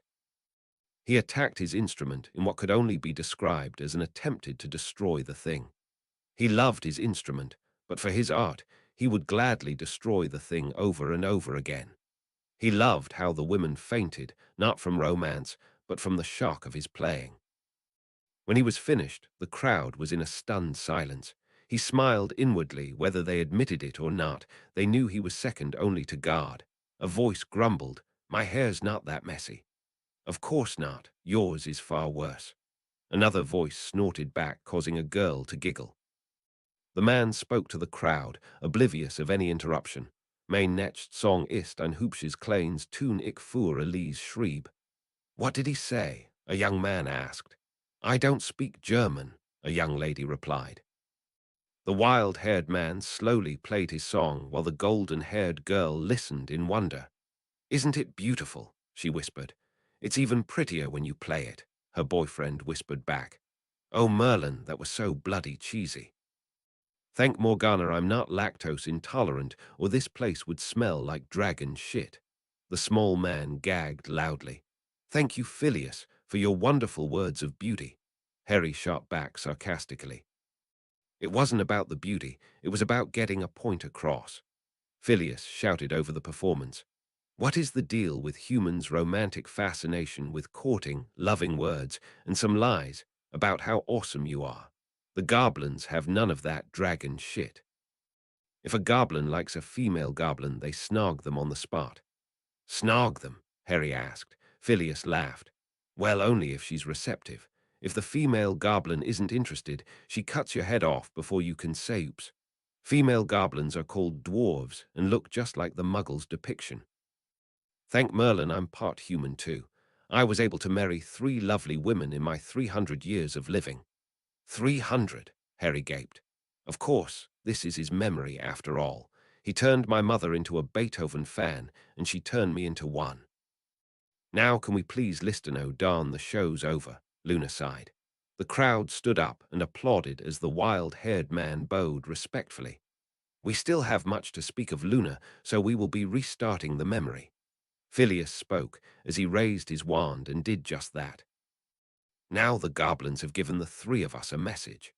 Phileas conjured up the letter and began to read. Moon Child and Goblin Killer's Bane, we wish to bestow upon you the honor of Goblin Friend. It is the highest order any human can receive. Due to your friendship with Sir Flitwick and your past accomplishments, we wish to give you crucial information. The minister is hiding something. Since he became the minister, Goblin relations has dropped immensely. We have used spies to discover that the minister is in someone's pocket. Who this person is, we know not. We also don't believe the minister was bribed, but blackmailed. Also know that the ministry is about to make a move. Again, we don't know what. The Goblin people are on your side.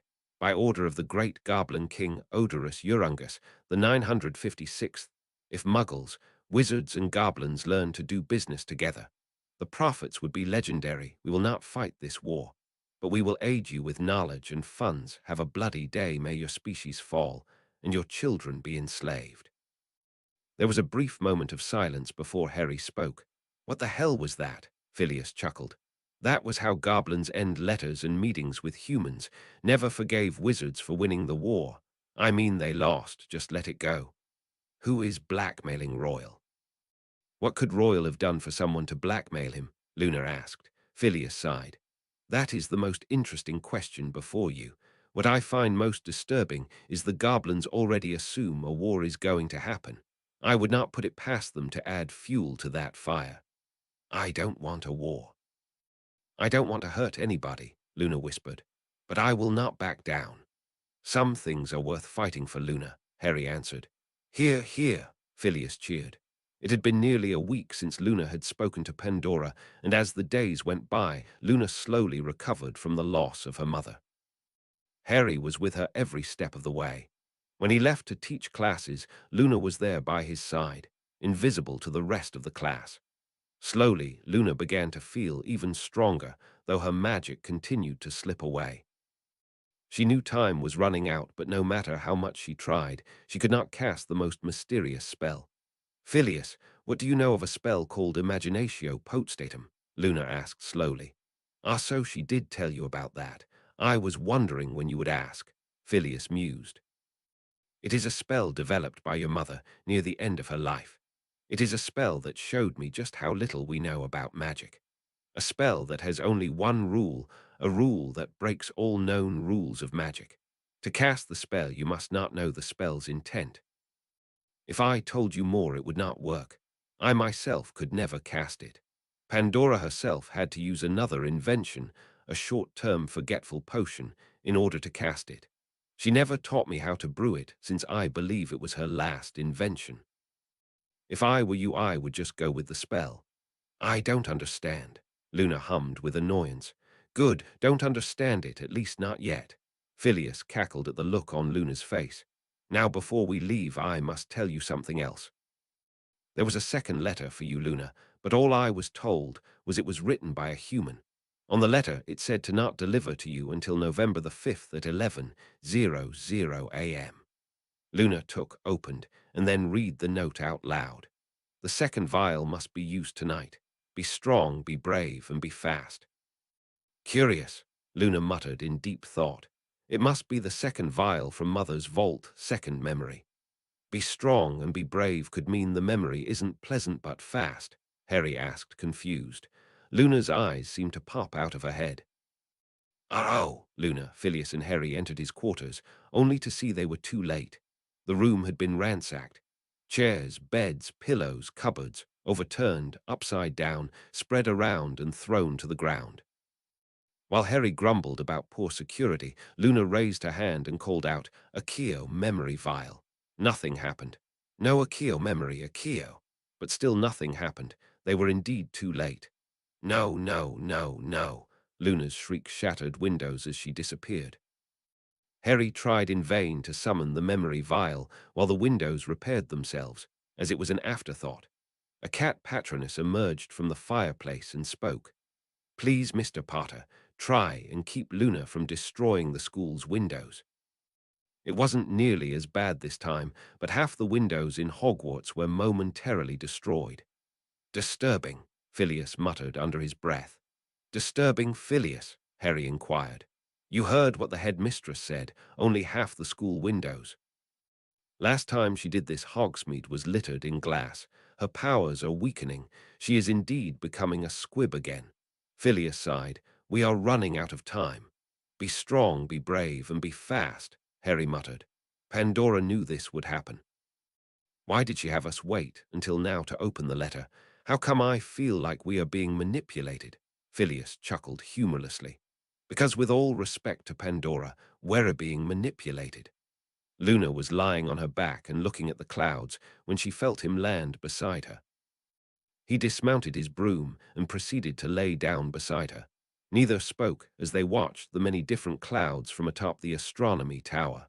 I hope they never fix this tower. I like it the way it is, Luna whispered. The Muggles have a saying, if it ain't broke, don't fix it, Harry mused, causing Luna to giggle. I find myself thinking that more and more every day. Luna hummed before she frowned. Mother could have prevented this. She knew the memory would be stolen. Why did she not stop it? I can't help but feel betrayed. Sometimes if you care for someone you have to trust them. I didn't believe in the Nargles, Luna. To an extent I still have my doubts. The point is, I trust you, Luna.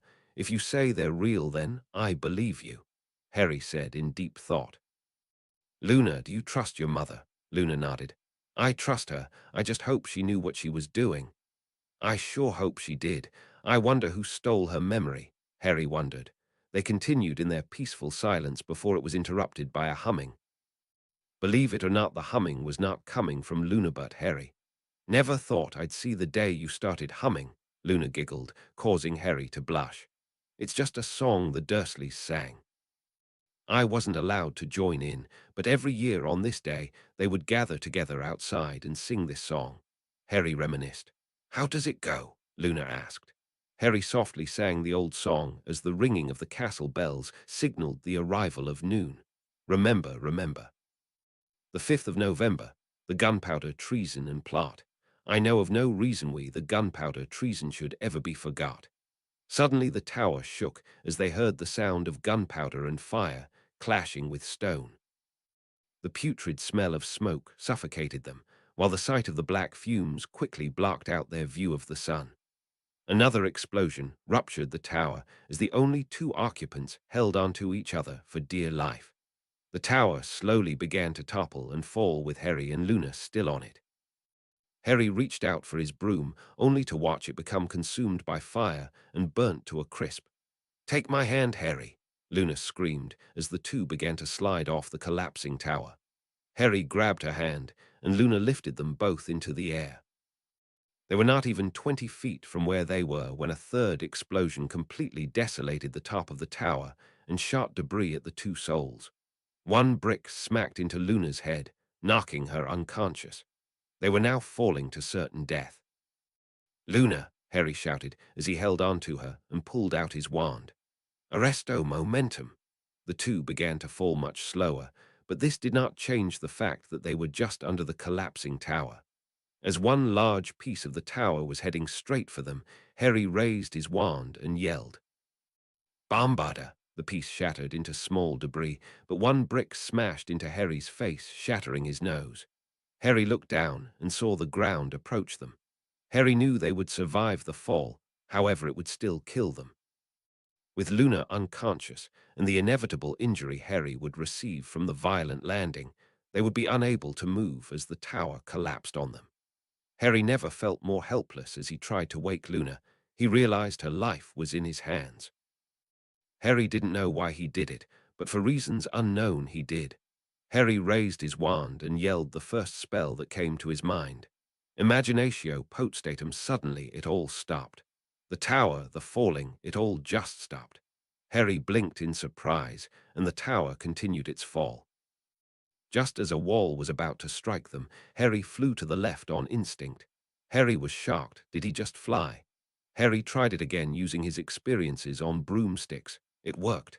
Harry was flying away from the tower with Luna in his arms. Harry was flying. He could fly. At lightning speed, he put enough distance between themselves and the castle.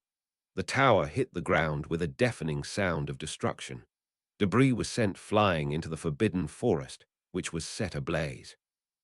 Immediately students, teachers, and Aurors exited the school in shock, while Harry quickly landed and started to revive Luna. Centaurs fled the forest as the Aurors tried to put out the flames. Even the giant squid in the lake started shooting out water into the forest. Who is responsible for this atrocity? The Centaur Bane yelled. It was the squib, one student yelled, which only ignited loud shouts and heated arguments throughout the students. Silence, Bane yelled as Luna slowly woke from her slumber. Ouch, where am I? Oh, Luna gasped as she saw the forest and the castle in flames. Luna Lovegood, did you commit this atrocity? Bane asked calmly. Of Seacourse Ennart, Luna stuttered. She speaks the truth, and as centaur friend, she knows that lying is punished by death. Bane spoke to the crowd. Besides, it is clear that the device that destroyed the tower was Muggle-made. As everyone burst into commotion, Luna and Harry's eyes met with the minister's. Harry whispered to Luna, "This was planned. The ministry is up to something." Someone is pushing Royal to use extreme methods to achieve their goal. I know Kingsley, this isn't his style. A realization appeared in Luna's eyes. Mother knew we would be on the tower. Why? Harry thought back as he spoke under his breath.